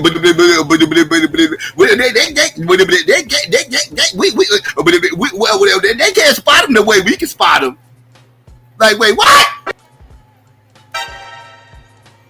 What you mean spot what? What did you spot? Like this fake ass pseudo I always knew it fuck shit coming out. What did you always know? What did you always know? What are you talking about right now? What did you spot? What did you spot? Spot what? A whole fucking white boy that you fucking claiming? What did you spot? Tell me, Negro. Tell me. You telling me you telling me you can spot the black kid here?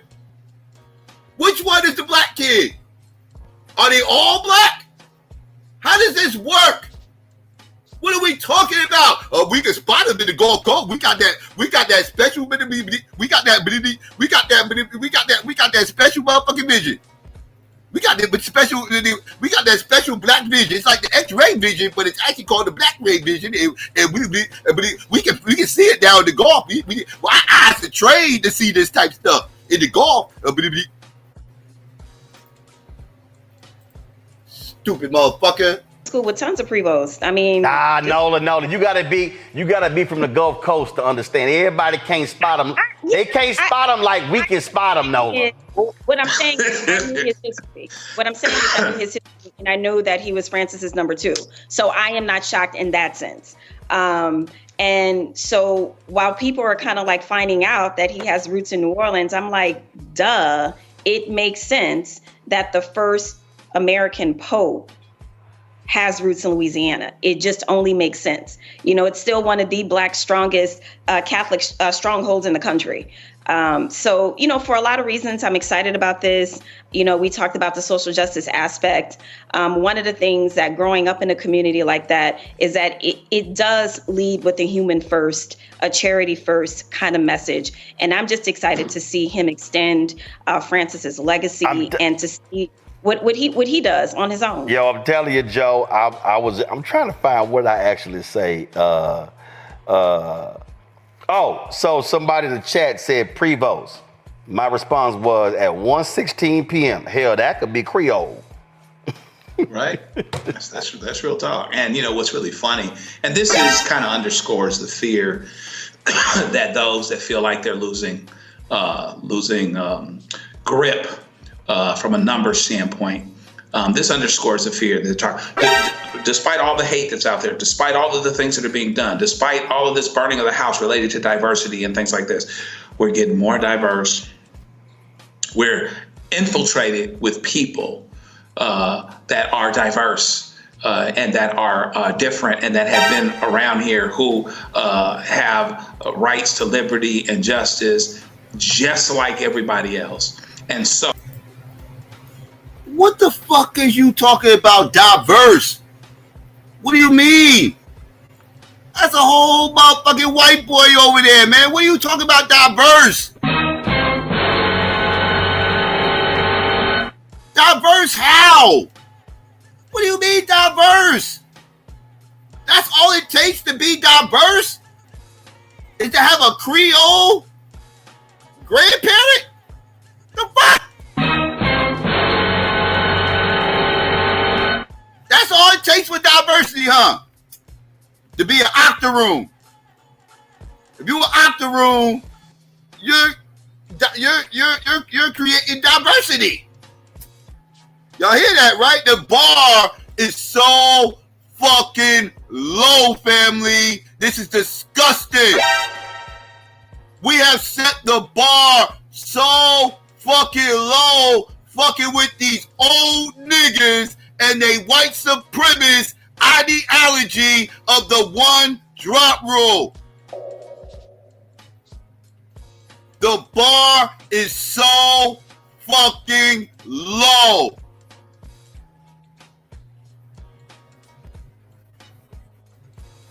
And that are different and that have been around here who have rights to liberty and justice just like everybody else. And so now the most powerful men on the religious side, the religious platform, is somebody that actually has a diverse roots. And it's interesting, and I think I might have neglected to mention it before, but this is wonderful because this just reminds of the Pope standing in such a unique space to stand up against whatever, frankly, the evil order of the day might be. And so it's going to be interesting to see how all this shapes out. Hey, I just need people, Greg. People are about to learn again. This is what happens when you start talking. When these idiots, these these idiots who always are trying to criticize black immigrants, they don't know anything about this damn country when it comes to how folk came here and all of that. And I can't wait for them fools to be running their mouths. But I hope it also teaches people to understand that a huge portion of this country, under the Louisiana Purchase, was not held by the United States. Again, these are the ignorant people when it comes to history. They are. And people, are you really talking about people being ignorant to history? You need to look into the history of your silly ass one drop ideology so you can understand how stupid and ignorant you sound right now and how disgusted people like myself who hear this shit actually is when listening to you and the rest of these old niggas fucking logic. This is disgusting. We have got to drop the one drop rule. And that's what the future is going to do. And that's what I'm going to make sure. I'm going to make sure the future don't sound like these dumb niggas. I absolutely understand, sympathize, and in solidarity with the pain, the harm, the wound that the descendants of slaves and foundational black Americans and B1 and all these various configurations, not the scammers, shout out to Tariq Nasheed, but the people who actually feel this pain. I understand it. But ignorance is not going to ease the pain or cure the pain. Ignorance is going to deepen the pain.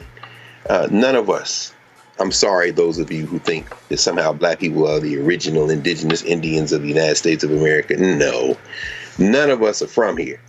And as you said, and you know this better than anybody, when I was in New Orleans last spring for the National Association of Black Social Workers Conference, spending time at the National Park Service with the rangers there, talking about the history of that region. New Orleans has much more in common with the Caribbean than it does with the cities of British North America, or even in some ways Spanish North America. Although Spanish and French North America have more in common together than either of them does with English North America. I'm saying all that as a prelude to this. When you look at the migration patterns, New Orleans is a sister city of the Caribbean in the Gulf of Mexico. And Donald Trump, his ancestors come from Germany and Ireland. Yeah, you can go to hell. Because this ain't nothing but a mix of a criminal enterprise, and our people connect with a whole lot of people that you just don't like. Finally, I'll just say this again. As this thing unfolds, Francis, man, I got a whole new level of respect for you, boy. You set this up. Francis set this up, man. You know, but they're going to lose their minds. But to Greg's point about, again, what happens in this country, go back to my iPad. This is that NOLA.com story. It said Martinez's older brothers and sisters were all born in New Orleans in the 7th Ward. They moved to Chicago between 1910 and 1912, and like so many Louisiana families, they shifted their racial identity. They move to a big metropolis and go about what people assume you are. Now, again, for people who don't understand what that means, the reality is there are people in this country who can pass. And I done told you.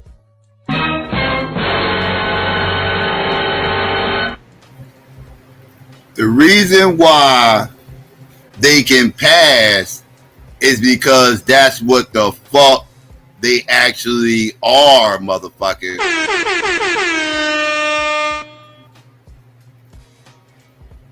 Mariah Carey can pass to the white girl because she's a whole goddamn white girl.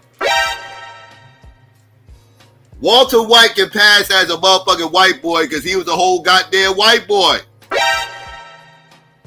Homoplexy could pass for a white boy because he was a whole goddamn white boy. There is no such thing as passing. If you're passing, motherfucker, you're scoring, goddammit. What the fuck are we talking about? That shit, what do we mean passing? That shit don't even exist. Drop that motherfucking term from my fucking lexicon. Passing. The fuck is that? If you're passing, that's because you're that. Fuck you mean? Can Wesley Snipes pass as a goddamn white boy? Huh? Can Denzel Washington pass as a motherfucking white boy? Huh? Can Michelle Obama pass as a goddamn Becky? What are we talking about here? What are we talking about? Huh? I'll shoot you. Oh, don't worry, light-skinned people. I got you. Can Rihanna pass as a goddamn Becky? What do you mean passing? What does that even mean? Passing. Huh? Can Will Smith pass as a goddamn white boy? What do you mean passing?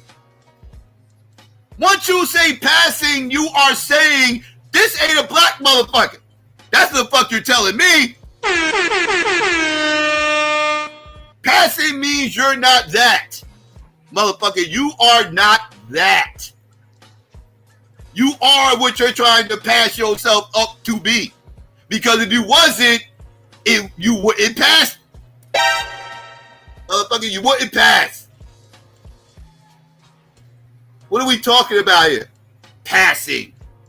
That's that silly ass one drop lingo that's archaic and needs to be dropped along with your precious one drop rule. Passing. I'm over it. People assume you are. Now, again, for people who don't understand what that means, the reality is there are people in this country who can pass. And I done told y'all, my grandmother's sister was passing for white. And her sorry trifle, and then Louis. That's because your grandmother's sister was a whole fucking K bitch. Let's keep it a motherfucking buck, goddamn. Let's keep it a buck. That's what that shit's telling me. Fuck you mean my grandma's sister was passing? That means you had a white ass motherfucking grand aunt, motherfucker. That's the fuck out you're telling me, goddamn it. That's what you're telling me. You had a white ass motherfucking grand aunt, and you're trying to push her off in some kind of passing, whatever the fuck that shit's supposed to be. The fuck are we talking about it? I tell you, I believe my grandmama's sister was passing. Yeah. I wonder why. I wonder how she got that off. Wink, wink. Get the fuck out of here. The reality is there are people in this country who can pass. And I done told y'all, my grandmother's sister was passing for white. And her sorry, trifling, in Louisiana, and my Aunt Rita, and her sorry, trifling ass daughter did not call my grandmother until a month after Aunt Rita died, because she did not want us black folk rolling up to the funeral. And I told my mama this. I am tempted. Now, Aunt Rita. Hold up. Say that part again. Say that part again. Her sorry, trifling ass daughter did not call my grandmother until a month after Aunt Rita died, because she did not want us black folk rolling up to the funeral.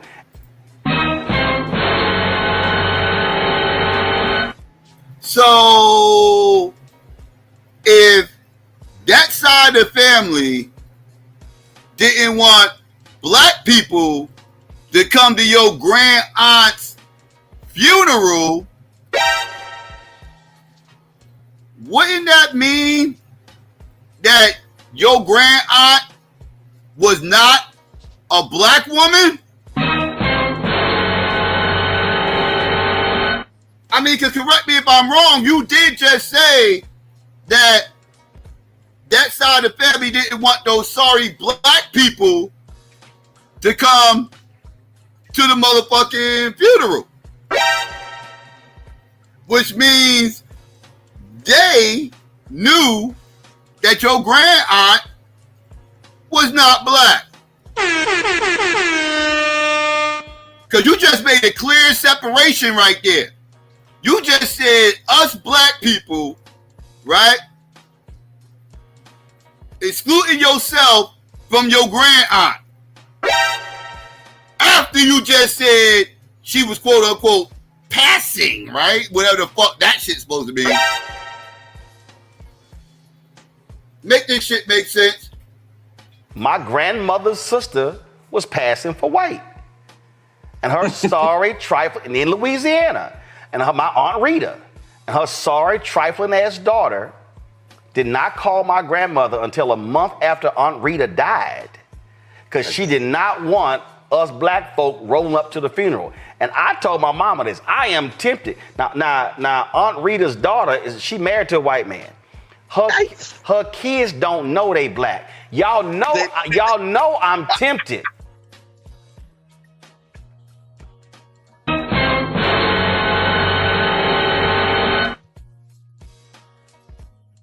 Let me hear that again. What did he just say? I called my grandmother until a month after Aunt Rita died, because she did not want us black folk rolling up to the funeral. And I told my mama this. I am tempted. Now Aunt Rita's daughter, she married to a white man. So your Aunt Rita, who by your own admission is quote unquote passing, right? Which means she's probably a quadroon. At best, a quadroon, right? So you got some quadroon, possibly octoroon aunt named Rita, who married a white man and had a kid. And in your brain, that quadroon and that white man, your passing grand aunt and that white man had a black baby?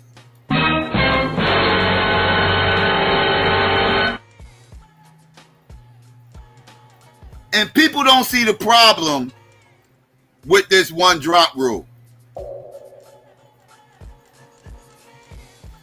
He really just said that. My grandmother until a month after Aunt Rita died, because she did not want us black folk rolling up to the funeral. And I told my mama this. I am tempted. Now Aunt Rita's daughter, she married to a white man. Her kids don't know they black. Y'all know I'm tempted to make a trip. Y'all know.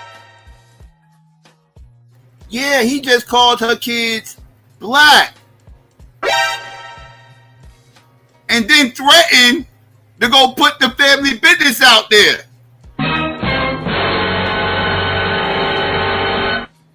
What are we talking about?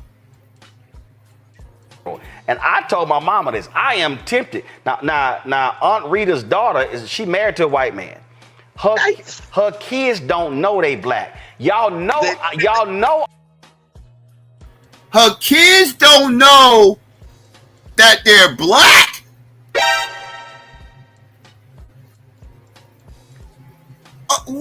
How would they not know this?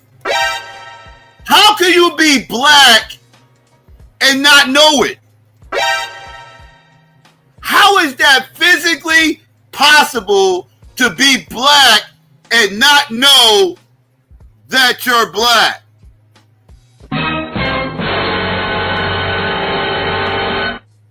How is that even possible? There's no way you could go through life being black and not realize this until you're a fucking adult. Not living in this country, motherfucker. Not living in this country. I promise you that's impossible. I'm fucking over it. I'm over it. Because she did not want us black folk rolling up to the funeral. And I told my mama this. I am tempted. Now, Aunt Rita's daughter she married to a white man. Her kids don't know they black. Y'all know I'm tempted to make a trip. If the motherfuckers didn't know they was black, motherfucker, that's because they are not motherfucking black. What are we calling black here? What are we calling black?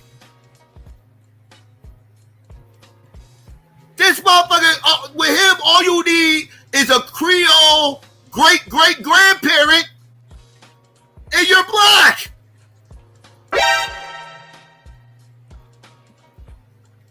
If you got 5% sub-Saharan African up in you, goddammit, with him, you're black, goddammit, you're black.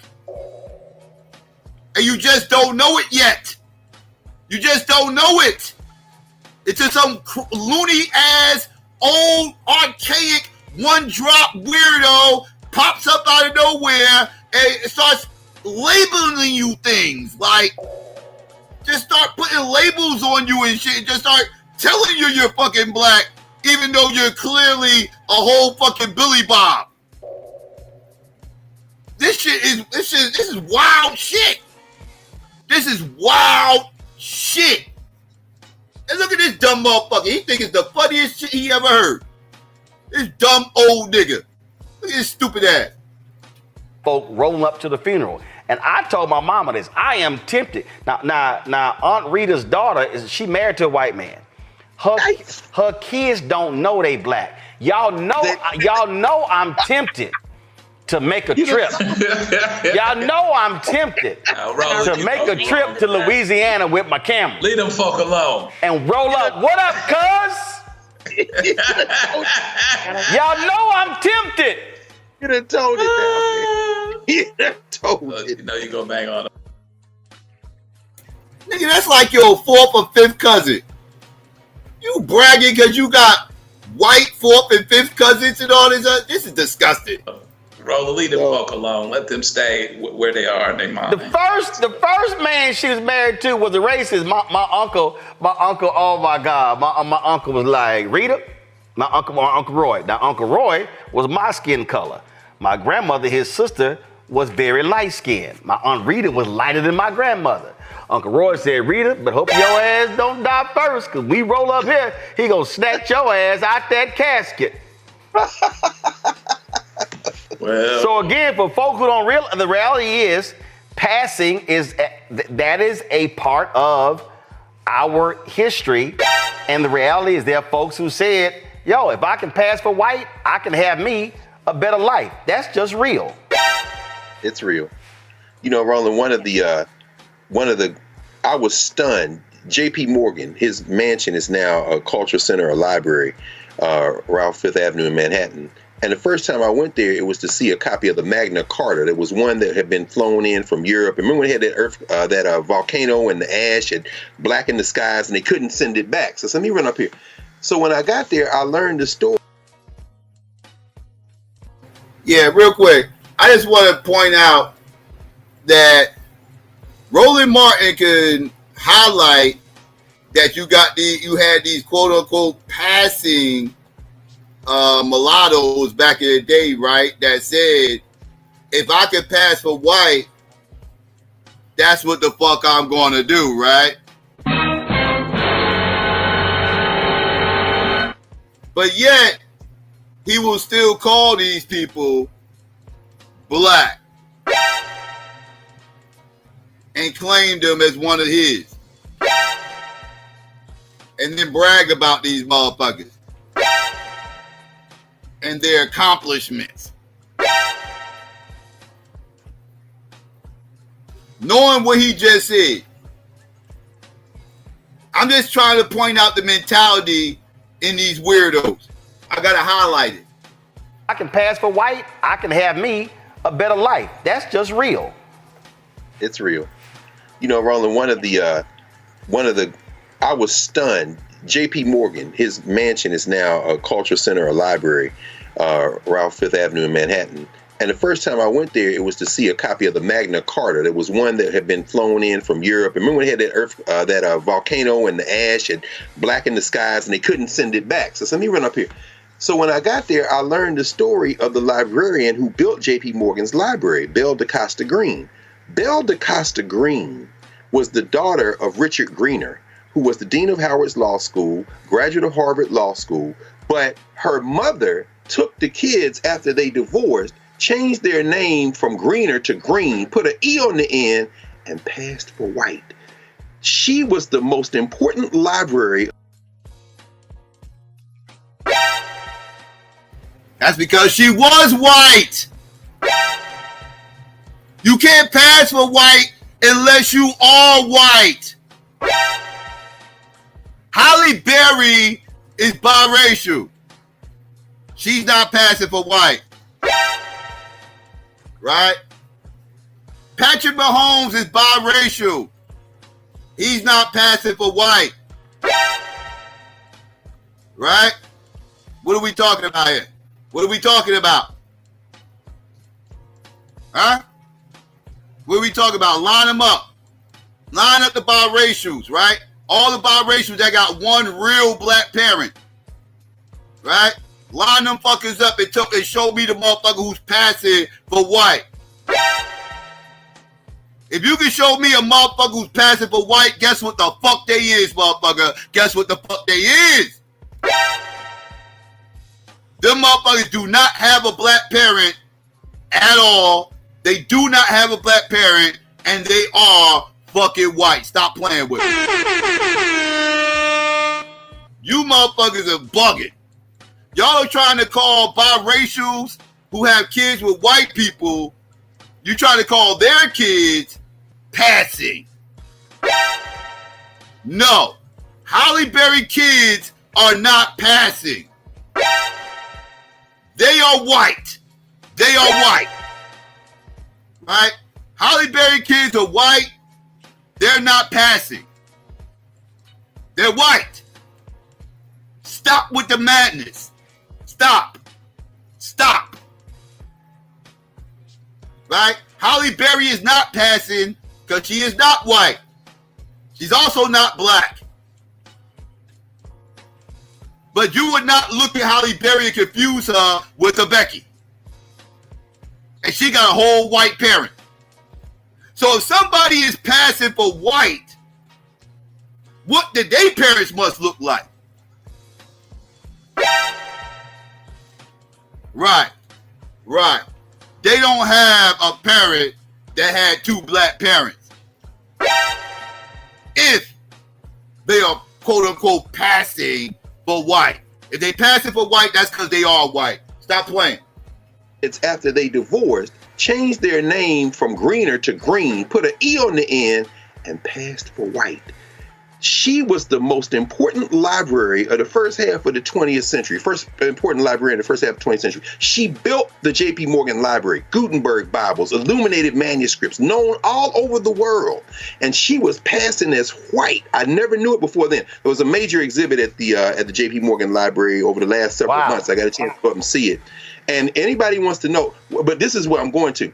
She never had children because she was terrified, among other things, that if she had children, the baby may come out and reveal the secret. But she had her sister's son who grew to maturity. She raised him like a son. He was a veteran, went off. He was getting married to a white woman out of the elite class. The white woman found out that he was black, broke up with him, wrote him a letter and said, "You must promise me to never have children." And the boy killed himself. It broke Belle DaCosta Green's heart because he was terrified as well as her that the secret would be discovered in the bloodlines of the children. So while we talk about the passing advantage, this is where Sterling Brown came up with the moniker, the so-called tragic mulatto. This is one of the archetypes you see in literature. There is a real pain and a price to pay when people get outed. Here we go. Boo fucking who, the tragic mulatto story. Here we go. The poor tragic mulatto that passed for white, air quotations, right? The whole white boy or white girl that got shunned because they had a black grandparent or some shit like that. Oh, the tragedy. Oh, my heart's so shook. Oh my goodness. Oh, the empathy. I must lay it all on thick. Oh, the sympathy. I must deliver all types of sympathy. Oh my goodness. Oh, they must have had it so hard. Oh my gosh. What are we talking about right now? Jeez. This is where you get the tragic mulatto, man. Shut your punk ass up. And they don't want to be outed, and it just speaks to the absurdity of race in this country. So Robert Prevost, man, but you know whether he is or not, and it looks like the evidence is trending toward he is. You know, Negroes gonna have T-shirts, man. These MAGA about to lose their mind. Listen, it's gonna be lots of gumbo at the Vatican. Oh man, I'm just letting y'all know what's gonna go down. So hey, it's gonna be don't out your Auntie Rita or whoever it is. Don't do that. Hey, please don't do that. Oh hell no! First of all, no, damn that shit. No, see, you gonna make me cuss. No, damn that. No, hell no. My aunt Rita used to secretly come and visit my grandmother. They had a system where she could call, but her daughter can go to hell. Wow. That my grandmother did not get to mourn her own sister, cause her trifling ass daughter told my grandmother a month after my Aunt Rita had died that she died. So yeah, don't be shocked if I roll my ass to Louisiana. And first of all, I'm this is pathetic. I don't want to listen to this crap no more. This is pathetic. Got these weird ass one drop weirdos losing their motherfucking minds because they think the Pope is fucking black. Same way he think he got black cousins on his Aunt Rita's side. He think them motherfuckers is black and think he got a one up on them. This is pathetic. You gotta go and report. If you gotta go to the motherfucking house and give them motherfuckers a Negro subpoena when they answer the fucking door to inform them that they some kind of pseudo ass one drop black, then your dumb ass motherfucking Negro subpoena don't hold no motherfucking weight. If you gotta go and knock on somebody's door to tell them that they're black, then motherfucker, guess what? You's a goddamn fool. You's a fucking idiot, motherfucker. What are you talking about? You what? I ain't never heard of a motherfucker that had to be told for via Negro subpoena that they motherfucking black. I never heard a nigga tell me no shit like that. Never. Not once in my life. I never heard a nigga tell me that. But you got that type shit going on with you, dog. That's some other shit. I don't know about you, son. But I'm about to get ready to drop the link, family. Let's see.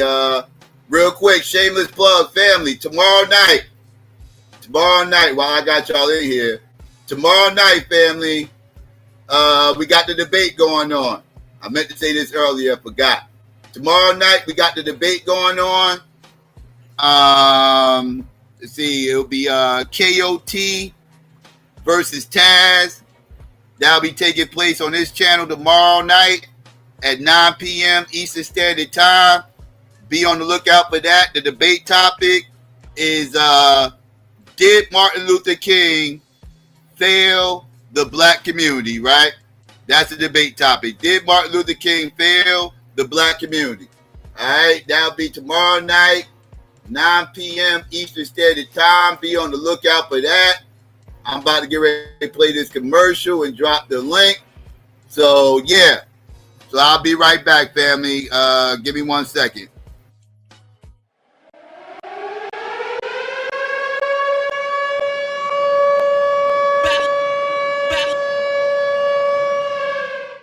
Anybody, I don't care, you battle anybody, I don't care, you battle anybody, I don't care, you battle any battle, I accept.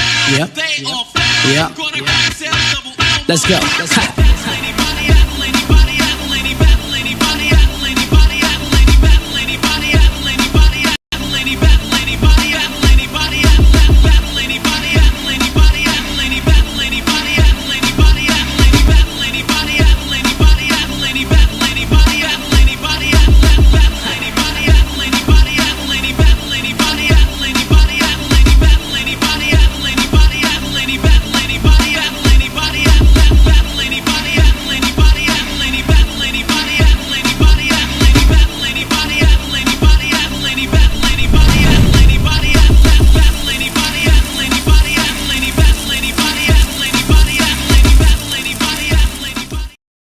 I'm probably a psycho.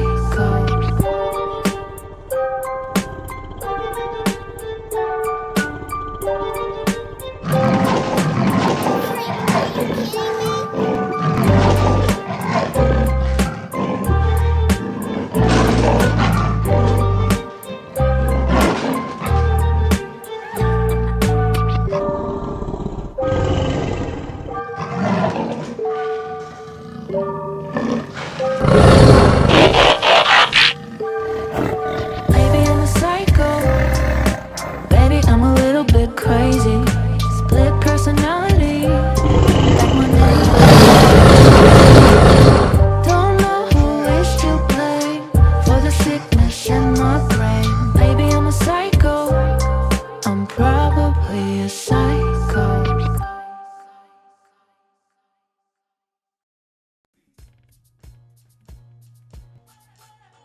All right, family, come one, come all. First come, first serve. You already know what time it is. Let's see, we got Swarty up here. We got Willie up here. What's good, fellas? How y'all? All right, shalom. What up, fellas? Shalom. What's good, family? All right, what's the word? So Wally, this you is a want to tough go one first? for me, Psycho. Huh? This is a tough one for me. Okay. And I'm going to show you why, right? So let me switch up my avatar real quick, right? So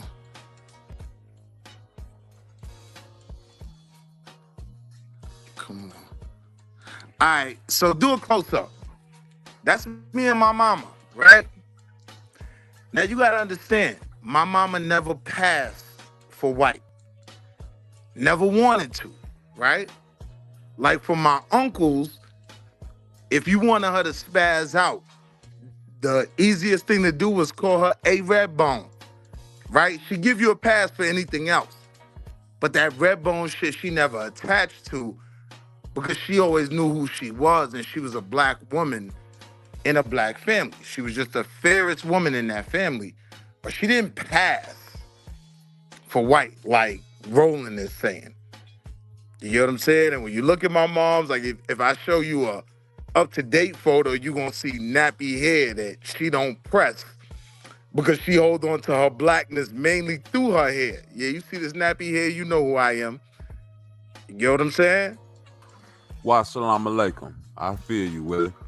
Oh shit. Peace, Bobby. Peace. Nigga Bobby. Peace. Oh, come on, man. I can't get a proper. What's up, Psycho? Fuck this nigga. Willie. Wa salam alaikum, my brother. Bobby, you know I love you, family. Nigga Willie, what up? But I can't co-sign that shit that Roland Martin was talking about because there were a lot of fair-skinned people that didn't want to pass. And the white community never identified them as white. Is that what he's saying, though? Or is he saying that they could have passed? Yeah, he's saying they could have. But I think in his argument, he was saying most people who could make it easy on themselves did pass. Nah, that's not true. I don't believe that, though. Nah. There's a lot of fair-skinned people that was like, nah, I know who I am.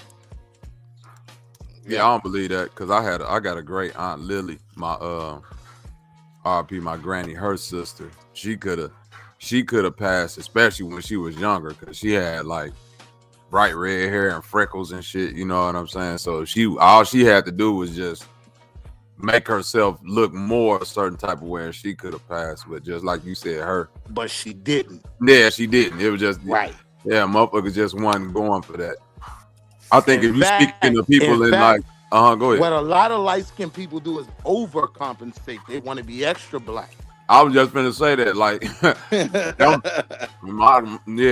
according to what my granny say about my great aunt Lily, she was the one that was like quick to pop off and fight. Man. White people ain't finna do this. This is why they had to leave down there in Tennessee where they was at, LaGrange or wherever they was from, close to Memphis. So, all right, but you know what though, Willie? Our people don't highlight the brothers and sisters who made it a point to not want to pass for white. This is not a popular topic in the black community. So oftentimes we don't salute or highlight our brothers and sisters who didn't take that route. Right. And you looking at one right there with all them extensions in her hair. Now, I mean, feel free to do the close-up because you see her and her black-ass son that she gave an African name. You know what I mean? That fair-skinned lady right there. So when Roland Martin makes that argument that passing, most of us did it just to make our lives easy, my mama's a perfect example that, nah, some of us, even though we did have fair skin, were like, nah, fuck that. I know who I am. I will say this, though. Being familiar with Louisiana culture, you know what I'm saying? I got best friends and family that's from down there. If you're not familiar with that culture, you might not understand it when they, like, how they view Creole, white people. You know what I'm saying? Like, I didn't understand it until because somebody who you might think is a white person in New Orleans, they not white. You see what I'm saying? They'll let you know I'm not white. I'm Creole. And you could be looking at them like, nigga, you're a white man. But once they get to talking that baby and Bayou Labatry and you know, but Creole isn't necessarily black either. Because Creole is I agree with. But that's what I'm saying. People. I agree with you, Psycho. That's why I'm saying it get tricky because I know people from down there, whether they black and Creole or white and Creole, they just identify as Creole. You can't just slap white on them. You know what I'm saying? Because they gonna point you to some black family and I'm talking about straight up Creole. You got some black in your lineage, right? Right. I agree. If you straight white from Louisiana, you Cajun. You ain't Creole.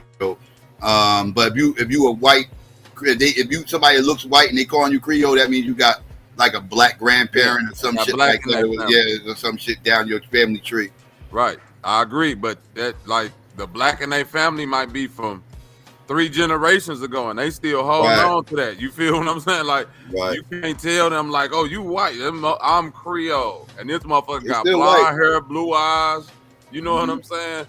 No, I agree. They white. I'm just saying for specifically that Louisiana culture And shit. Creoles, Them folks, Creoles they really still. only fuck with other Creoles too. Like That's a Creoles, fact they really too. fuck with black people. That's a fact.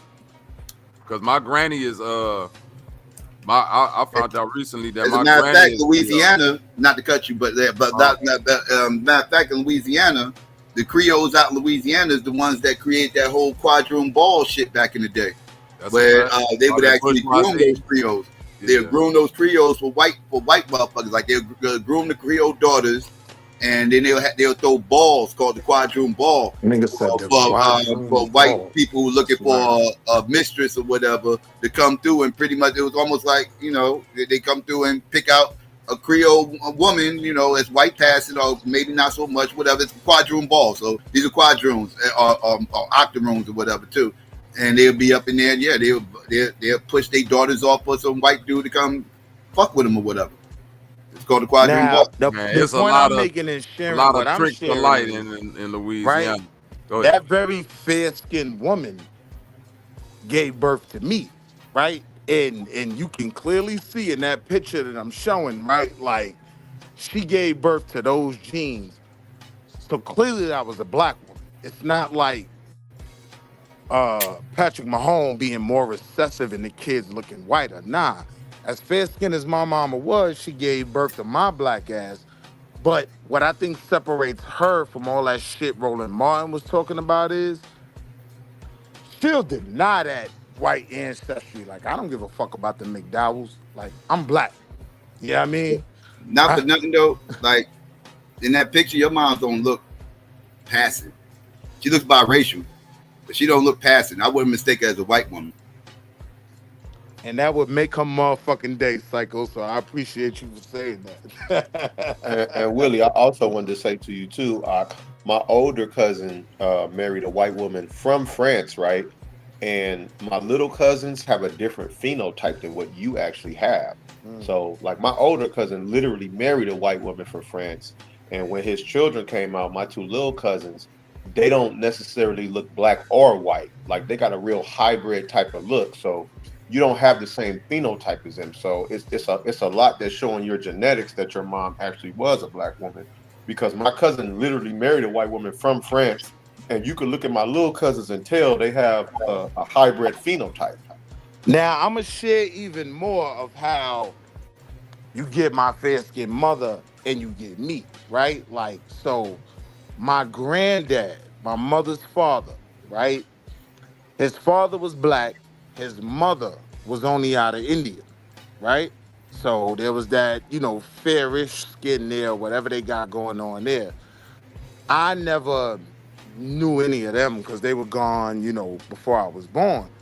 But my mother, because of her blackness, nah, I need a chocolate man. I need a blackity black man. And now my daddy, he the blackest motherfucker you gonna find. So that's how you get me. You get what I'm saying? But Man, yeah, like everybody wasn't trying to pass.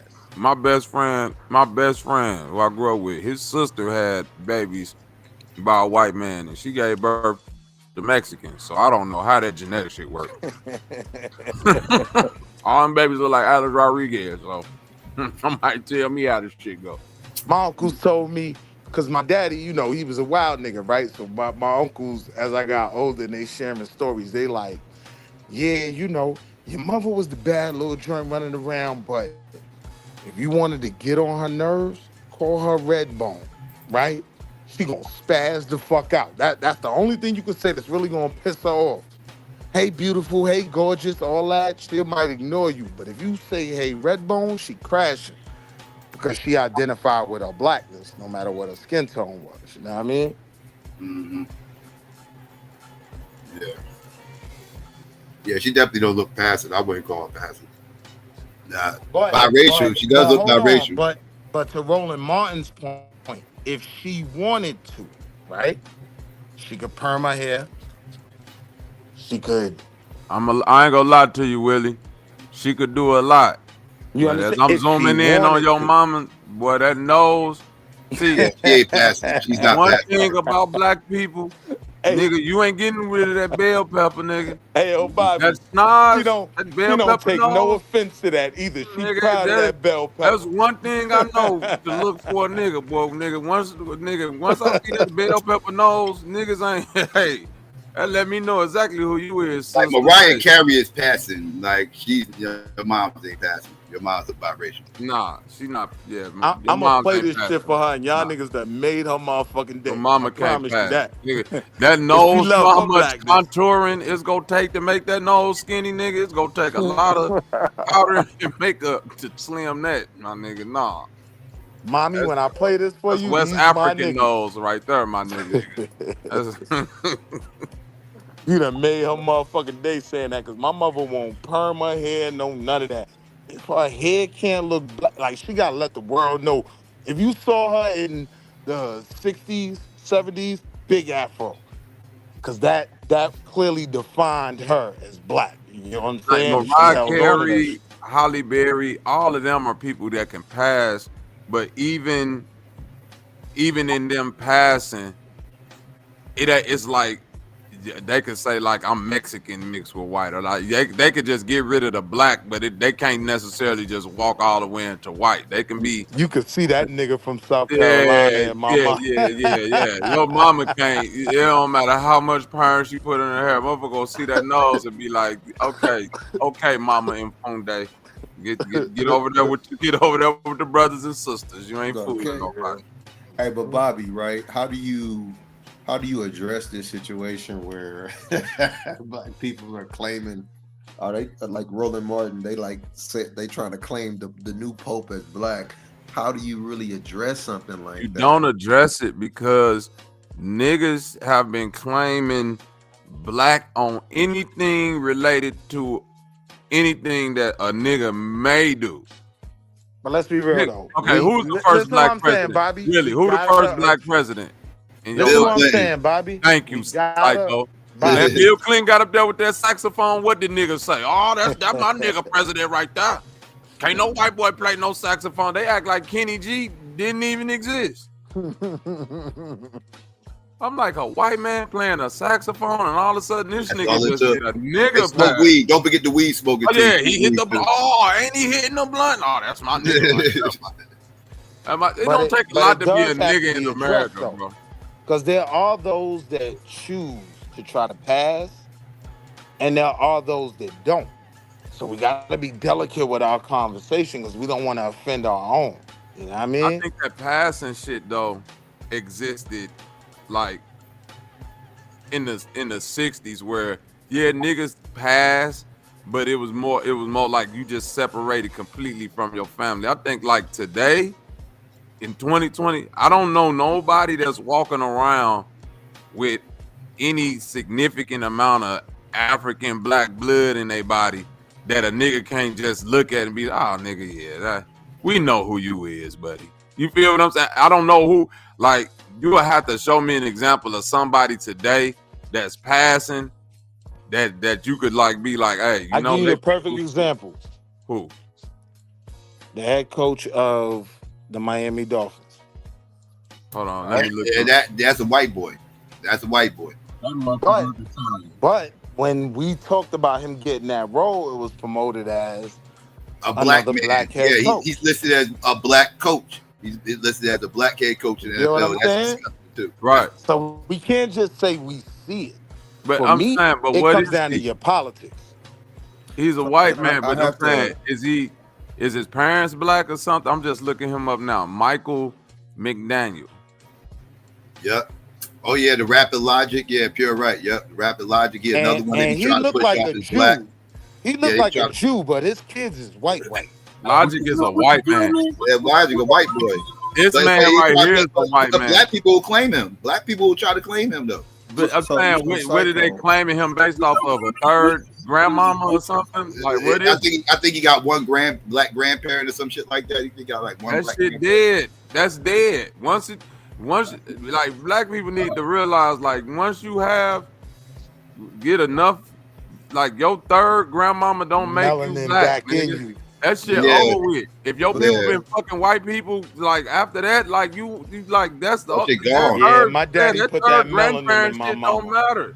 My here's daddy the put thing, that though, Logic melanin is a white man. Logic a white man. Here's Ain't the nothing thing, about Logic. thing, though, Bobby. This Run, is walk this is through the the hood. question. This is But the question. but Logic is the type of motherfucker they will call quote unquote passing, right? And the Miami Dolphins coach, they will call him passing, right? But these are white boys. These are white But boys, that's what I'm though. saying. Logic so the dad thing is is, half black Psycho, and his mama is full white. So even if I'm just going off of nigga logic math, that will make that motherfucker 75% white.